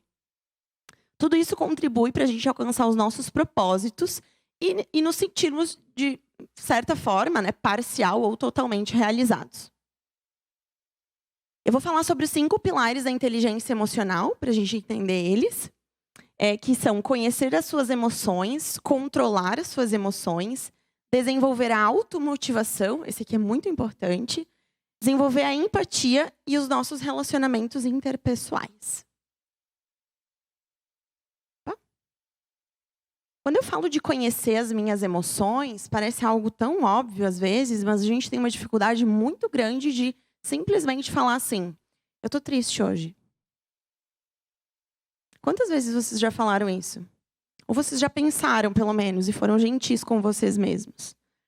A gente ter a capacidade de nomear a emoção, nem que seja dentro de nós, né, no nosso pensamento, e conseguir, eu tô com raiva hoje, eu tô irritada. Nossa, tô tratando todo mundo mal, o que eu tenho? Nem todo mundo faz essa autoanálise. E a gente precisa aprender a fazer isso. Porque durante um mesmo dia, a gente sente uma série de emoções diferentes. Posso sentir medo, raiva, angústia, felicidade, num só dia. E se eu não identifiquei isso, a chance de em algum momento eu me comportar de uma forma que eu não gostaria é muito grande. Só que a gente precisa se colocar num lugar de vulnerabilidade, né? Para admitir que a gente está triste, que a gente sente raiva, que eu estou irritada, que hoje está sendo um dia difícil. Eu preciso me despir de alguns preconceitos que eu tenho comigo mesmo. Eu preciso me colocar nesse lugar de vulnerabilidade. Eu trato isso com muita naturalidade hoje na minha vida. Mas eu sei que tem muita gente que tem muita dificuldade de se colocar nesse lugar. Eu recebo muita gente no consultório que senta na minha frente e eu falo, nossa, eu tô vendo que você tá triste. E você tá passando por algo muito difícil. E a pessoa se desaba em chorar. Porque nunca ninguém permitiu que ela estivesse triste, né? Nunca ninguém reconheceu, nunca ninguém validou essa tristeza. Então, quando a gente aprende a nomear a emoção, a gente precisa também aprender a controlar a emoção. De que forma? Para controlar as nossas emoções, razoavelmente, né? Nem tudo dá para a gente se manter pleno, né? E no controle, mas para que a gente não se coloque nesse estado extremo sempre de sofrimento ou de euforia, né? De alegria, que viva tudo com tanta intensidade, tome decisões erradas muitas vezes, a gente precisa equilibrar os 2 hemisférios cerebrais, que é o racional e o emocional. Então, aí entra o quê? Entra a minha capacidade de pensar sobre o que eu estou sentindo. Por isso que eu preciso nomear. Eu preciso nomear a minha emoção para que depois eu possa pensar sobre ela. Quando eu penso sobre o que eu estou sentindo, eu ativo a nossa área do córtex pré-frontal, que é essa parte aqui da frente do cérebro, que é responsável pelo raciocínio, pelo pensamento lógico. E a partir disso eu consigo dar uma equilibrada naquela emoção, né? E dar uma equilibrada nas áreas de ativação do meu cérebro e não ajo de forma tão impulsiva. 3. Desenvolver a automotivação. A gente tem uma tendência a buscar por recompensas imediatas. Tudo que é mais rápido é mais fácil. E o nosso cérebro sempre vai levar a gente por esse caminho. Eu tô de dieta e comi um bolo de chocolate ali em cima, porque óbvio que o bolo de chocolate é muito melhor do que o negócio que eu tinha para comer hoje de tarde. É um prazer imediato. Eu acho muito melhor eu dormir 1 hora a mais no meu dia do que eu ter que acordar cedo para antecipar alguma tarefa que vai me trazer uma recompensa de longo prazo. A nossa tendência é sempre ir pelo caminho mais prazeroso, que também geralmente é mais curto e traz prazer imediato. Só que isso sabota a gente, porque a gente não consegue focar nos processos. A gente não consegue se manter motivado durante a vida. A gente busca uma recompensa rápida, consegue, e não vê sentido mais nas coisas. Então, para você viver uma vida que realmente faça sentido para você, é uma vida que você consiga percorrer atrás dos teus propósitos. Que você consiga se manter a longo prazo nas coisas que você acredita, nas coisas que têm valor para você. Os meus valores são diferentes dos valores da fulana, da ciclana, mas são os meus valores. E eu preciso ter isso claro para mim, para que aí eu consiga viver as coisas com mais consistência. Desenvolver a empatia. Todo mundo já ouviu falar de empatia aqui, né? É a capacidade da gente se colocar no lugar do outro. Mas a gente realmente consegue se colocar no lugar do outro? Ou eu estou sempre julgando as pessoas? É a segunda opção. A gente está sempre julgando as pessoas. Às vezes com um pouco mais de gentileza, às vezes menos. De modo geral, nós, seres humanos, somos muito autocentrados. Nós somos seres muito egoístas. A gente nem sempre se prioriza. Às vezes a gente é egoísta mesmo. Né? A gente coloca os nossos interesses na frente das outras pessoas. E tá tudo bem se eu não machucasse ninguém com isso, mas muitas vezes a gente acaba ignorando as emoções dos outros para priorizar o que eu quero, o que eu acho, a minha opinião ou o que eu estou sentindo. Então, essa capacidade de entender a nossa própria vulnerabilidade faz com que a gente consiga olhar para o outro e entender a vulnerabilidade do outro também. Que a gente consiga entender que aquela pessoa não está legal naquele dia, que aquela pessoa se comportou daquela forma comigo, que aquela criança está se comportando daquela forma, porque ela também está num lugar de vulnerabilidade. Ela também está exposta emocionalmente. E eu não preciso julgar isso. Eu não preciso tratar isso como uma coisa ruim, como uma fraqueza, que é o que a gente faz muitas vezes, né? Ai, fulana estava irritada ontem, insuportável. Será que ela não estava irritada porque está passando por um problema na família? Está tendo alguma dificuldade no trabalho? Algum problema de saúde? Não sei. Algumas coisas a gente pode reavaliar. E entender que nós não somos os donos da razão.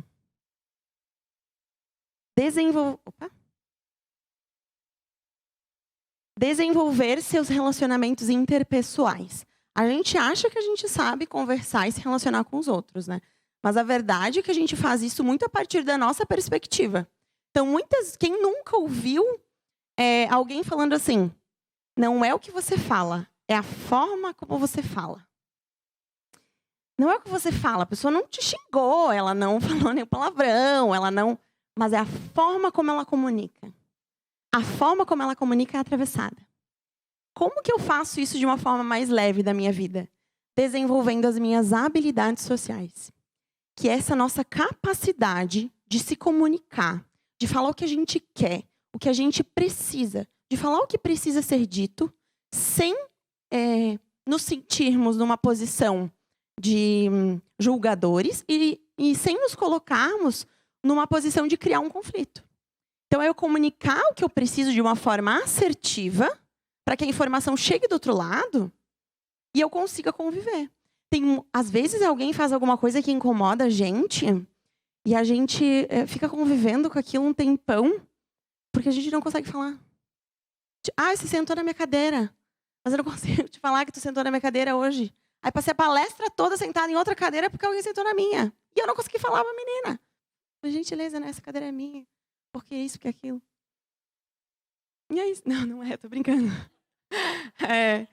E é isso, gente, são coisas simples, né? Às vezes, dentro de um casamento, a gente tem alguma coisa que precisa ser dita. Olha, não gostei do que você fez, né? Há um tempo você vem se comportando dessa forma, isso me magoa. O simples não consegue ser dito. E aí cria um muro no meio daquela relação. Tem um elefante branco no meio da sala e ninguém fala sobre isso.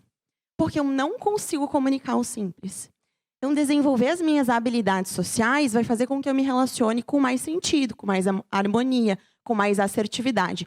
E se eu consigo fazer isso comigo, se eu consigo desenvolver a minha inteligência emocional nesse sentido, aí eu consigo também falar para a criança, ó, você precisa pedir desculpa pro coleguinha, porque ontem quando você mordeu ele, doeu. Aí eu vou ensinar empatia para alguém. Como que eu vou ensinar empatia para alguém? Como que eu vou falar sobre emoções com a criança? Como que eu vou falar sobre menstruação com a criança, como as meninas estavam falando? Que nem sempre são adolescentes, né? Muitas vezes é criança mesmo. Ainda. Se eu não consigo falar sobre isso, se eu não consigo falar sobre as minhas emoções, sobre esses assuntos que são tabu, então eu preciso primeiro aprender a lidar comigo também. Só que aí, né, a gente entra naquela questão do, mas eu sempre fiz assim, eu sempre fui assim. E aí? Dá para aumentar a inteligência emocional? Dá. O eu sempre fiz assim é a síndrome da Gabriela, né? Eu nasci assim, eu cresci assim, e sempre serei assim, vou morrer assim. Não me incomoda, eu não quero mudar o meu jeito. Isso é uma fala muito inflexível nossa, né?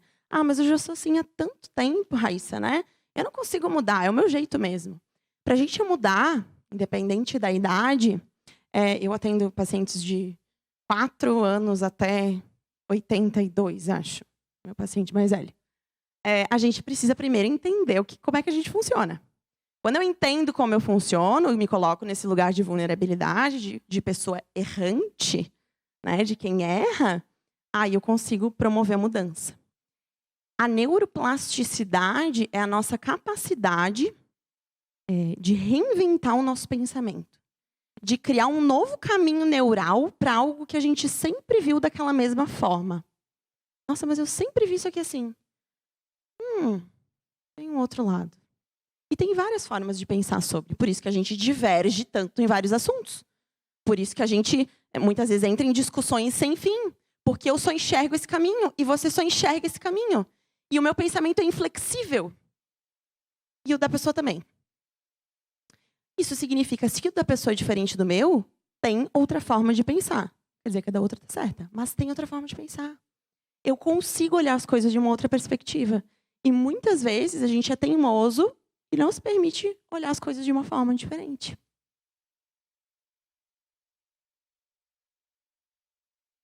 Coisas para colocar em prática, para que a gente consiga desenvolver mais a nossa inteligência emocional. É o básico que também ninguém faz, né? É igual o básico do se alimente bem, faça atividade física, durma 7, 8 horas de sono por dia. O básico que todo mundo sabe, ninguém faz.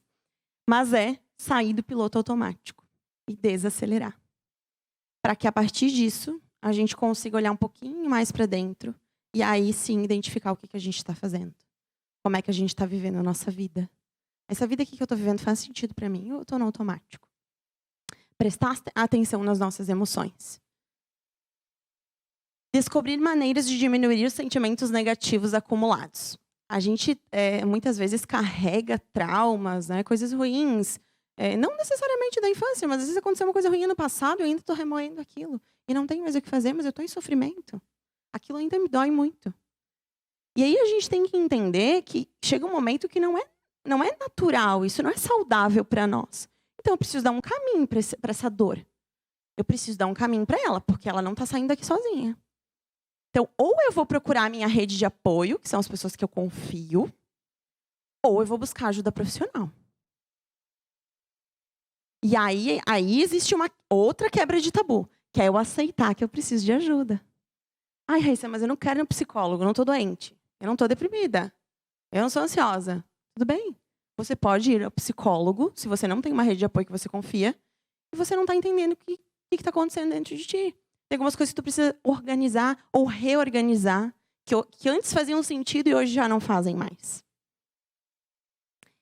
Expressar as suas emoções, então entra nisso que eu falei. voltar o olhar para dentro de si e observar as suas reações com os outros. Eu gosto muito, às vezes, do consultório de falar para os pacientes assim, quem é a pessoa que você mais admira na tua vida? Você olha e você fala assim, cara, essa pessoa leva a vida de uma forma que eu queria levar. Como ela é assertiva, como ela se relaciona bem com os outros, como ela é inteligente, como ela se comunica bem. E aí, nessas situações difíceis, sei lá, minha tia. E aí, nessas situações difíceis, pensar um pouquinho. O que a minha tia faria de diferente nesse lugar aqui? Porque a gente também tem dificuldade de olhar para os outros e tentar o que eu admiro na pessoa e eu não tenho ainda, e pensar, nossa, como é que eu posso chegar lá? Como é que eu posso me comunicar melhor, igual essa minha colega de trabalho faz? Cara, que legal. Ela trouxe uma ideia para o grupo, todo mundo ouviu. Aprender a confiar em si mesmo e ser paciente durante esse processo de desenvolvimento emocional. A gente quer tudo para ontem, né? Então, a gente vai sempre buscar mais rápido. Então, ter paciência com nós mesmos, muitas vezes, para a gente promover essa mudança na nossa vida é algo muito difícil. Mas ninguém vai mudar do dia para a noite. Ninguém vai mudar em uma semana. É um processo de autoconhecimento. É um processo de eu começar a voltar esse olhar para mim.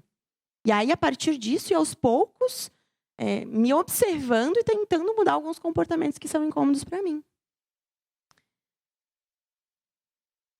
Então, entendendo, né, sobre essa pincelada sobre a nossa própria inteligência emocional, eu acho que é relevante a gente falar sobre a saúde mental das crianças, já que a maioria aqui de vocês são gestores do ensino fundamental.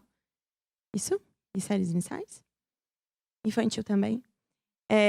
Porque eu entendo que o desenvolvimento da nossa inteligência emocional começa muito cedo. A criança, ela se expressa de formas diferentes e ela nem sempre sabe o que ela está sentindo.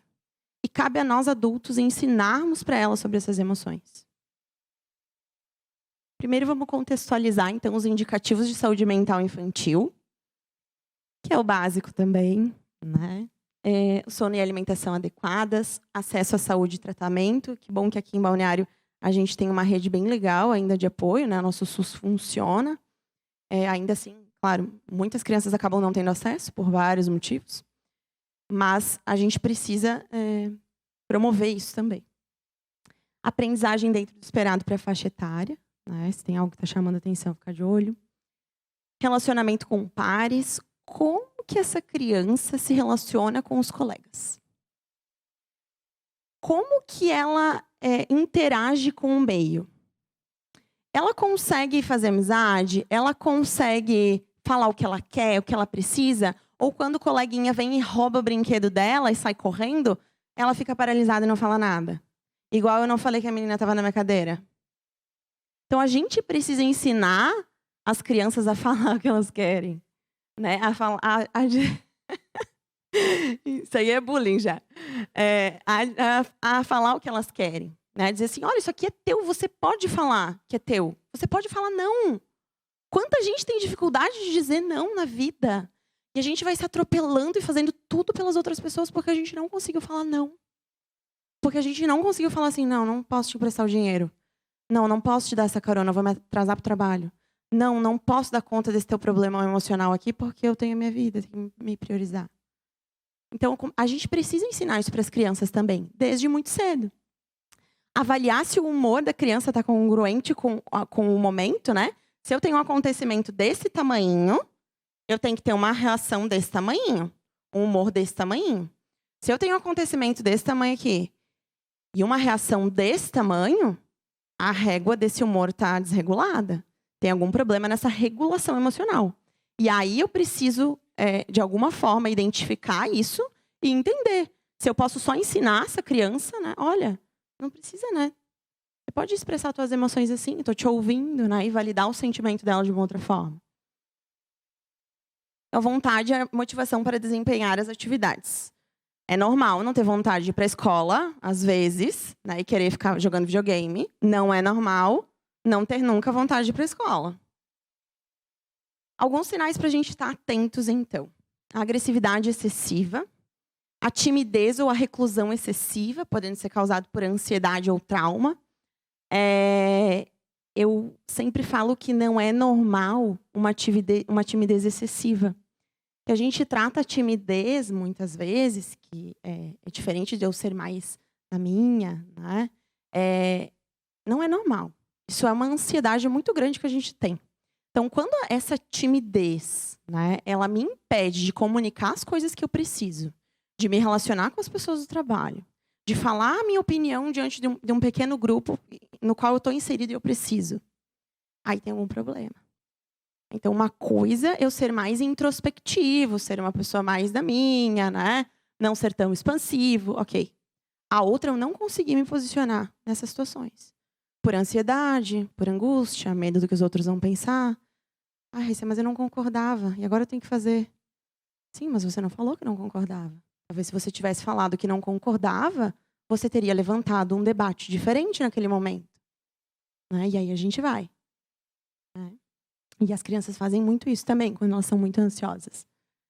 Pesadelos frequentes, porque as crianças elas pensam muito, né? E o sofrimento delas nem sempre vem para fora. Então, quando elas embotam isso, né? Quando elas internalizam, muitas vezes acaba promovendo essas alterações no sono. E aí a gente vê essas questões, né, relacionadas a pesadelos frequentes, xixi na cama também é muito comum. E outras questões assim, que as mães às vezes trazem também, né? Ai, para o filho não está dormindo, né? Ah, está desatento na sala de aula, porque está num ambiente estressor. Apatia e anedonia. Apatia e anedonia são 2 sintomas bem frequentes de um quadro depressivo. É importante a gente saber, né, independente de ser das crianças, e às vezes a gente acha que é o jeitinho das crianças, né? E não é o jeitinho das crianças, é sintoma, e a gente precisa olhar para isso. A apatia é eu não sentir nada. Então, assim, aconteceu uma coisa muito ruim. Uma coisa muito legal, fulano, vamos Beto Carreira amanhã. E eu não consegui expressar as minhas emoções na vida. Eu não senti. É quase que uma anestesia, né, diante da vida. E isso é típico de um quadro depressivo. E a anedonia é a perca de prazer em atividades cotidianas. Pensa em coisas que você gosta de fazer, tipo cozinhar, sei lá, trabalhar, conversar com uma amiga tua. Quando esse sintoma está presente na nossa vida, né, de quem adoece, enfim, não tem mais isso, o prazer. A vida é sem graça. E a nossa vida não pode ser sem graça. Ai, tudo sem graça. E muito menos a vida das crianças. Sem graça. Não vê graça em nada. Nada anima a pessoa. Não tem prazer em fazer nada. Quer jogar videogame, fulaninho? Quer dizer, não. Então, são coisas que paralisam muito a gente diante da vida. Alterações do sono ou apetite. Bom, do sono, né, como eu falei, que as crianças, isso afeta elas de forma muito rápida. Sempre o sono é um dos primeiros reclamações, assim, das mães, né? E o apetite também, né? Tá comendo de forma excessiva, isso é algo para observar na escola também, né? Muito ansiosa, né? Pode ser que essa criança está fazendo regulação emocional com a comida. Está comendo sem nem ver o que come tão rápido, né?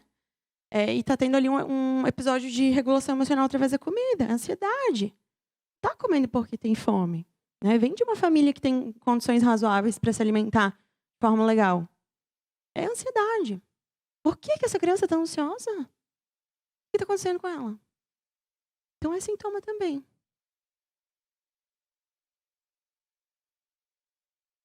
Mas nem tudo é transtorno mental, né? Nem tudo é adoecimento, nem tudo é depressão, né? Nem tudo é ansiedade.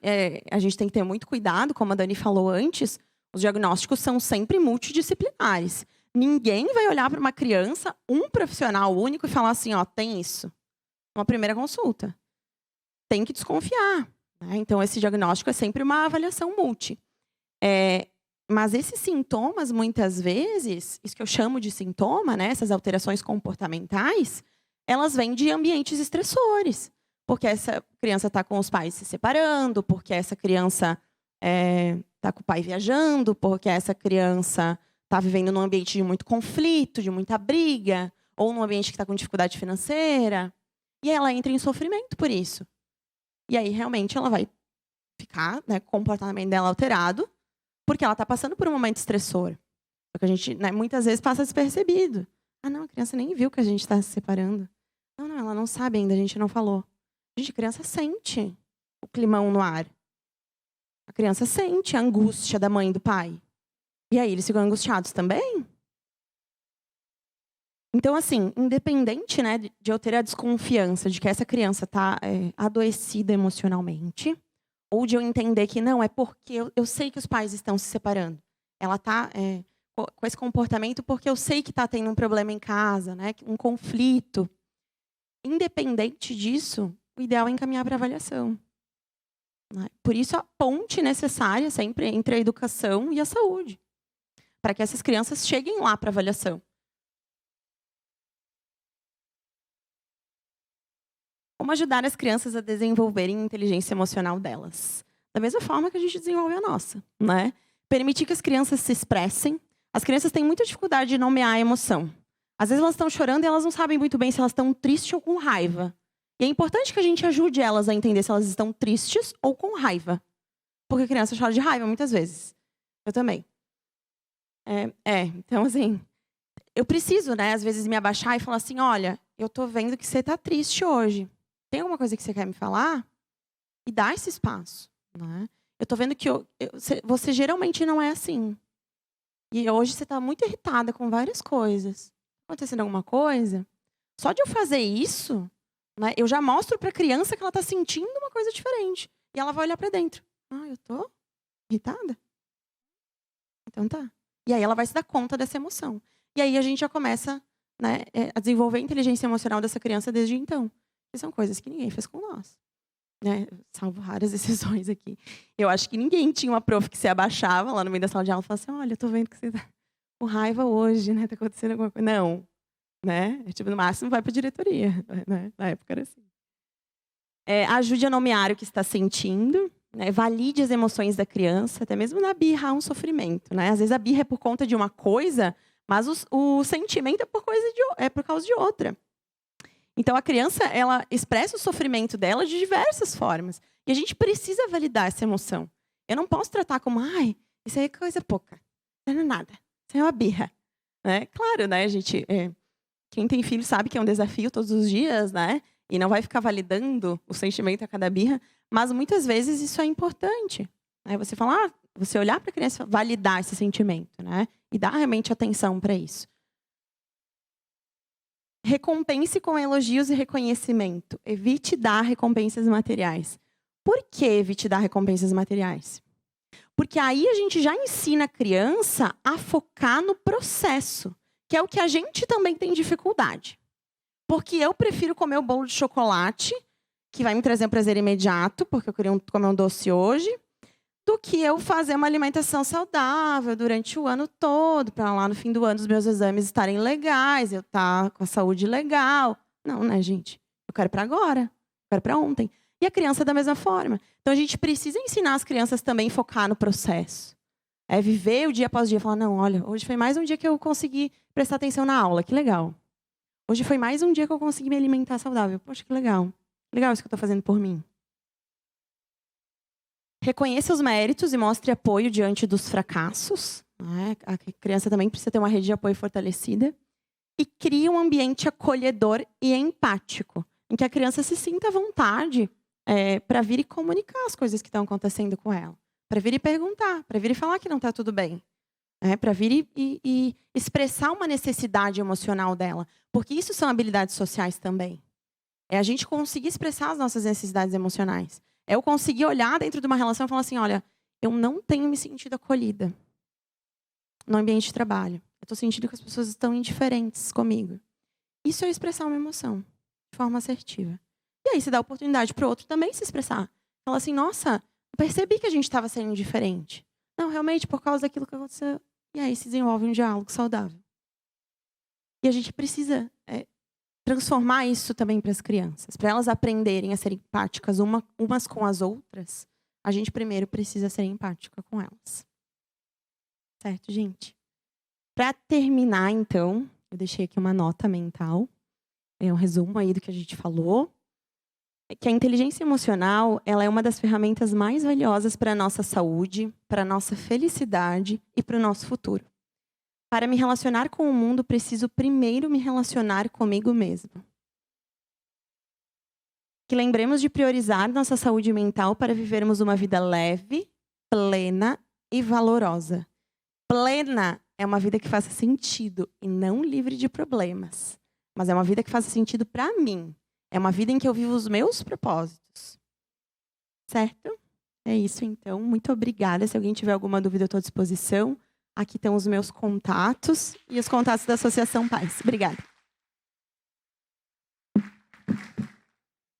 Pessoal, a intenção do bate-papo de hoje é a gente conseguir identificar algumas coisas, às vezes, dentro da gente mesmo. Rapidamente contar uma história que aconteceu um tempo atrás. Para quem não sabe, eu sou fundador, junto com a Cristina Barrichello, da Associação Pais.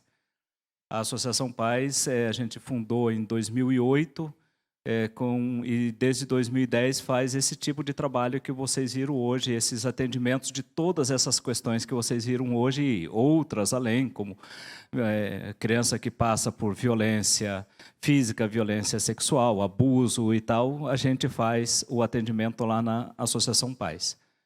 E a gente, por algum tempo, evitou trazer o debate da Associação Pais para dentro da Câmara de Vereadores por conta da minha função na Câmara. Eu sou secretário da Câmara e tal, eu achava que não era legal, até que quando o Omar foi presidente, ele disse, olha, João, eu precisava que tu começasse a trazer esse debate da automutilação, das questões mentais para dentro da Câmara através da Associação Pais, que é hoje a instituição mais preparada na cidade. E desde então, as nossas psicólogas da Associação Pais, através da Raíssa, da Josi, da Dani e das outras demais, temos feito alguns trabalhos para a Câmara de Vereadores, todos eles voluntários, as meninas não cobram nada para fazer isso, compartilhando esse conhecimento.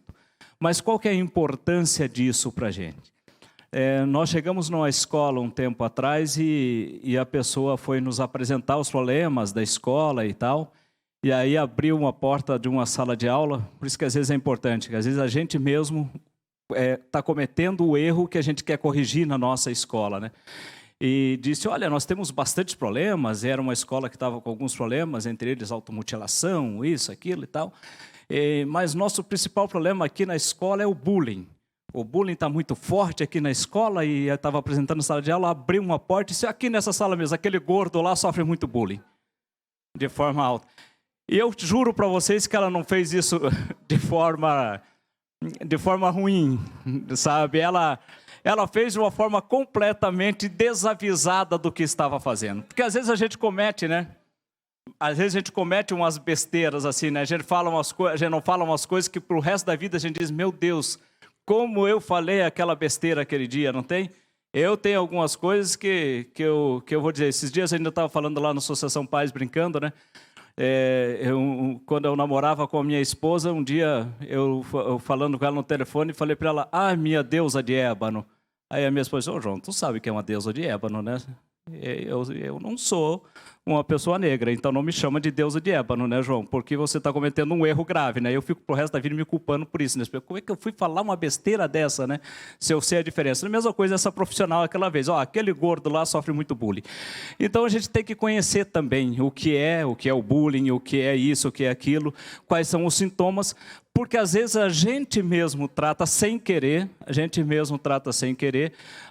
essas questões de uma forma, né, de bullying, ou de uma forma de não saber, ou é só uma manha, não dá bola, porque isso daí é assim mesmo, ou vamos, olha, passa direto, toca com os outros, porque aquele ali não tem jeito mesmo, não vai aprender. E muitas vezes isso é um grave problema que essa criança, que esse adolescente está tendo, né? Então a nossa intenção com isso é dizer para vocês, deixar uma luz para vocês do que são os problemas e quais são os sintomas,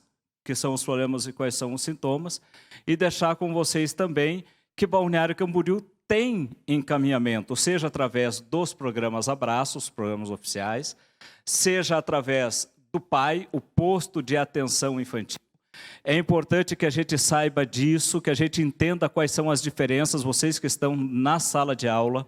O PAI é um posto de saúde voltado para a criança e para o adolescente que fica no bairro dos Municípios, ali na entrada, na Alameda Delfim de Pádua Peixoto, na entrada do Parque Ecológico Raimundo Gonçalves Malta, que tem um formato de uma... Isso, né? Ali é o PAI, é o posto de atendimento infantil. A Associação Pais é uma entidade não governamental que tem convênio com o município através do Fundo da Infância e da Adolescência, do Conselho dos Direitos da Criança e do Adolescente, que fica localizado aonde era a Casa da Criança, na Rua Bom Retiro, lá no final do bairro dos Municípios, onde antigamente era a Casa da Criança, fica ali, faz atendimento psicológico, e assim como o pai também faz, né? Mas lá eles têm uma limitação de números de atendimento, não que o pai não tenha, mas nós temos mais psicólogas, então tem mais atendimentos possíveis. O Abraço é um outro programa oficial feito através da Secretaria lá do Bem-Estar Social, que tem o Abraço Animal, que daí tem a parceria com o Meio Ambiente, tem o Abraço ao Servidor, que tem a parceria lá com a Secretaria de Administração, tem o Abraço Idoso, que é lá da pessoa idosa, tem o Abraço, tem o Abraço no geral, o Abraço à Mulher, tem o Abraço no geral que é para o atendimento de toda a população, em especial casos de depressão e de ação suicida, e agora está se discutindo para esse ano o Abraço na Escola, que aí também vai entrar o PAIS nessa parceria, que já tem a expertise do Papo Reto, que é feito exclusivamente com escolas estaduais, que é a nossa psicopedagoga, a nossa psicóloga vai até a escola, dá uma palestra, né, sobre temas escolhidos pelos estudantes. Nós temos 10 temas, né, Dani, que a gente fala ao longo do ano. São 10 palestras ao longo do ano, cada turma tem acesso a 10 palestras. Dessas 6 nós deixamos pegamos numa lista que os alunos próprios escolhem, né? E 4 obrigatoriamente é nosso, né? Mais ou menos isso, né? Posso estar aqui errando um pouquinho nos números, mas é isso. Então a gente deixa que o aluno, que o adolescente diga quais são as angústias dele, né? E a gente complementa com aquilo que a gente acha que é necessário também que eles saibam. E aí a gente vai para a escola, conversa, levanta o pó do tapete, porque é basicamente isso que nós estamos pedindo para vocês fazerem hoje. Nós não estamos pedindo para que vocês entendam de psicologia, não estamos pedindo para que vocês façam um diagnóstico psicológico, nós estamos pedindo para que vocês sacudam o tapete, levantem o pó e conheçam a rede de atendimento para que vocês encaminhem.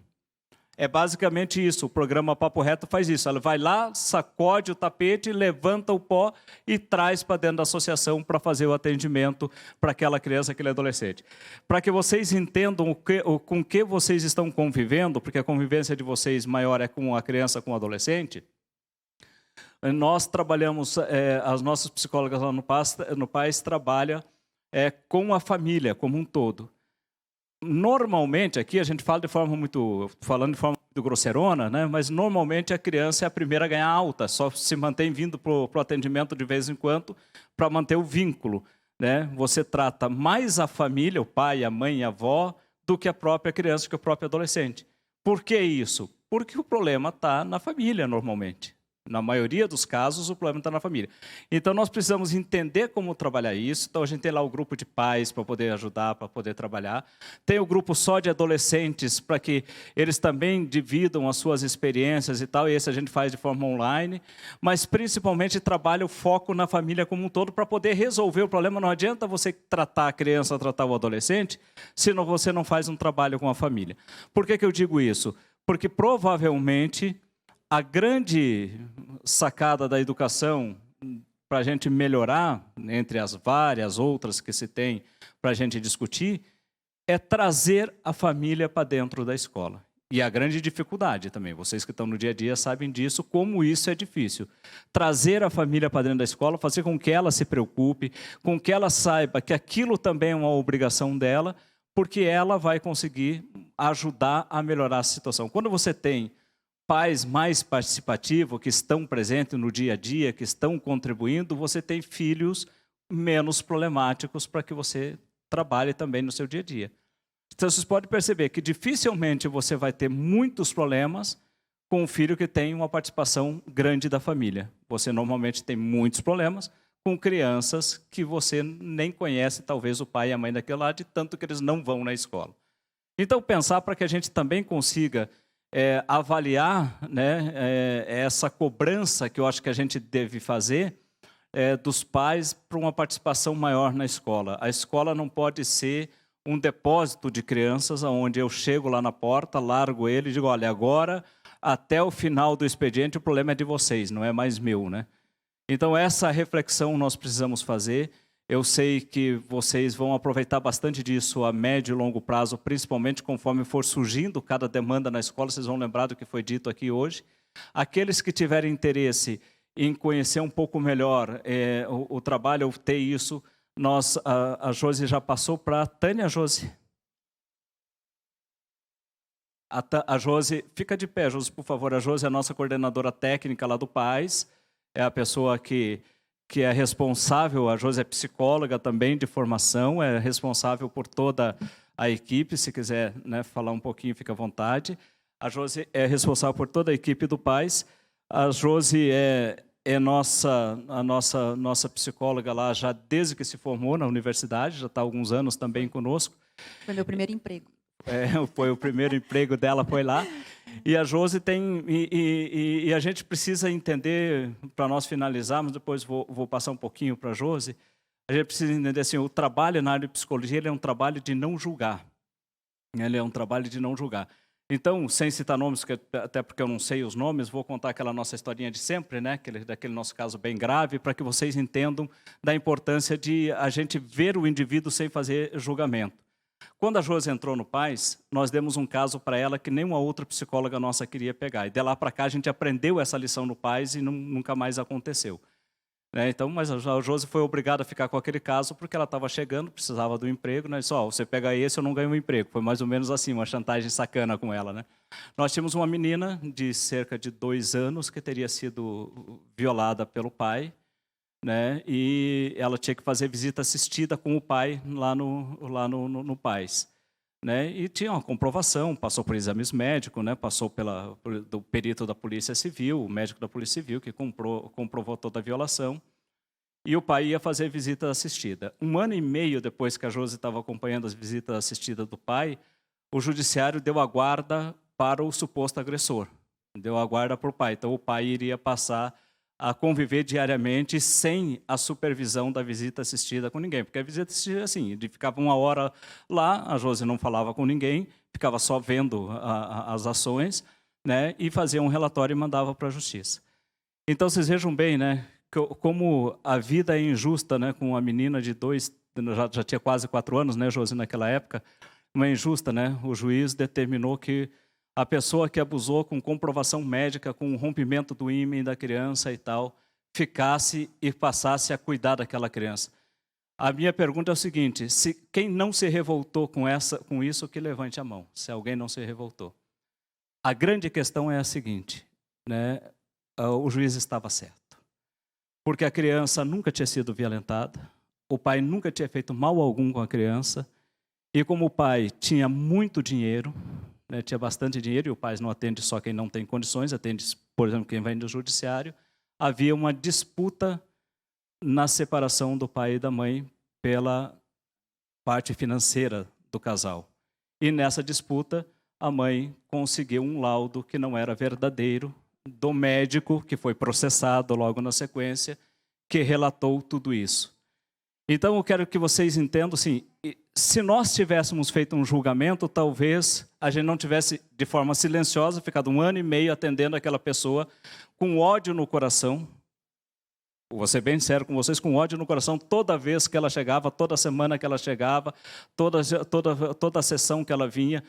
Tenho certeza que ninguém gostava de ver aquele homem entrando, brincando com a filha dele e tal, sabendo o que a gente imaginava que tinha acontecido. Só que aquilo nunca tinha acontecido. Então, nós não estamos aqui, assim como vocês não estão, para fazer julgamento. Nós estamos para fazer outro negócio. Por isso que a Associação PAIS é a Associação de Proteção, Acolhimento e Inclusão. Vejam bem, proteção, acolhimento e inclusão. É a mesma coisa que vocês fazem nas escolas. Vocês protegem essas crianças, esses adolescentes, vocês acolhem, escutam eles e encaminham quando precisa ser encaminhado. E vocês fazem a inclusão daquele que a gente considera diferente, daquele que a gente considera que não tem né? Ah, aquele ali deixa, aquele ali é burrinho, aquele é isso. Então, nós precisamos incluir esse também. E quando a gente faz essas 3 coisas e faz, na sequência, o tratamento psicológico que elas precisam, a gente devolve para a sociedade, um ser humano muito mais capaz de contribuir com a sociedade, inclusive economicamente. Então, a lição que nós gostaríamos de deixar hoje é essa: acolher, proteger e incluir, sem julgar. Sem julgar. Porque agora vamos voltar a 1 minuto atrás. Na hora que eu terminei de contar a história, vocês estavam ou não estavam revoltados na hora que o juiz deixou essa criança com esse cara? Né? Estavam. Mas na hora que a gente descobriu que nós não temos a capacidade de fazer o julgamento completo, nós descobrimos que ele... E essa é uma história real, tá, gente? Eu não estou inventando uma historinha. Essa é uma história real. Né? E ensinou muito para nós lá da associação, porque as psicólogas se recusavam a fazer o atendimento. Se recusavam. A Josi teve que aceitar o atendimento, mas eu tenho certeza que ela aceitou meio de contragosto. Teve que aceitar. E, no final das contas, nós prestamos um grande serviço para aquela criança em especial, que é o nosso foco, porque ela pôde se criar sabendo que ela... Porque uma criança de 2 anos nunca mais na vida ia saber se realmente aquilo era verdade ou mentira, se ela tinha ou não acontecido. Então, eu vou deixar para a Josi passar uma mensagem final e nós encerrar a nossa tarde de hoje. Rapidamente, então, agradecer a participação de todos. É importantíssimo o olhar de vocês, porque é através da escola que a gente acaba vendo sinalizações da criança, né? A maior parte do tempo é onde a criança permanece. Então, a preocupação enorme que a gente teve na pandemia foi justamente que a gente achou que estava diminuindo os casos, mas não. Os casos estavam sendo velados, né? Porque eles não tinham aonde ser ouvidos e vistos. Então, é vocês que vão estar, muitas vezes, nessa linha de frente, né? Então, o quanto é importante vocês estarem atentos, porque é através de vocês que nós recebemos muitas denúncias e a maior parte dos nossos atendimentos vem da área da educação. Então, agradecer imensamente, dizer uma coisa mais prática também, de como encaminhar. Vocês podem estar nos ligando para pedir informações de como encaminhar. É um breve relato, tá? Não precisa expor nada, não precisa colocar muita coisa, dizer, né, estou encaminhando essa criança para uma avaliação, né, ou psicopedagógica ou psicológica, que lá a gente faz tudo. Pode ir o pai ou a mãe, o responsável, diretamente até nós. Lá a gente vai fazer um cadastro, vai preencher uma fichinha, vai passar pela nossa assistente social e depois vai para o atendimento psicológico que a gente vai avaliando. A gente sempre dá uma devolutiva, então vocês vão estar sempre sabendo o que está acontecendo com essa criança. A gente devolve, conversa, às vezes vai até na escola também, se precisar conversar. Então, a gente está para fazer essa troca. E a gente está ali à disposição, né? A gente entra às 8 horas da manhã, vai até meio-dia, abre às 13 horas até às 18 horas. Na sexta-feira, até meio-dia. Então, a gente está lá diariamente e pode contar com a gente. Eu agradeço imensamente. Obrigada. Pessoal, se ninguém mais tiver alguma pergunta, nós encerramos por hoje, agradecendo a presença de vocês, em nome do presidente da Câmara de Vereadores, vereador Marcos Curtis, e do presidente da Escola do Legislativo, vereador Gelson Rodrigues. Obrigado, hein? Você acompanhou a Escola do Legislativo. Câmara de Vereadores de Balneário Camboriú. TV e Rádio Câmara.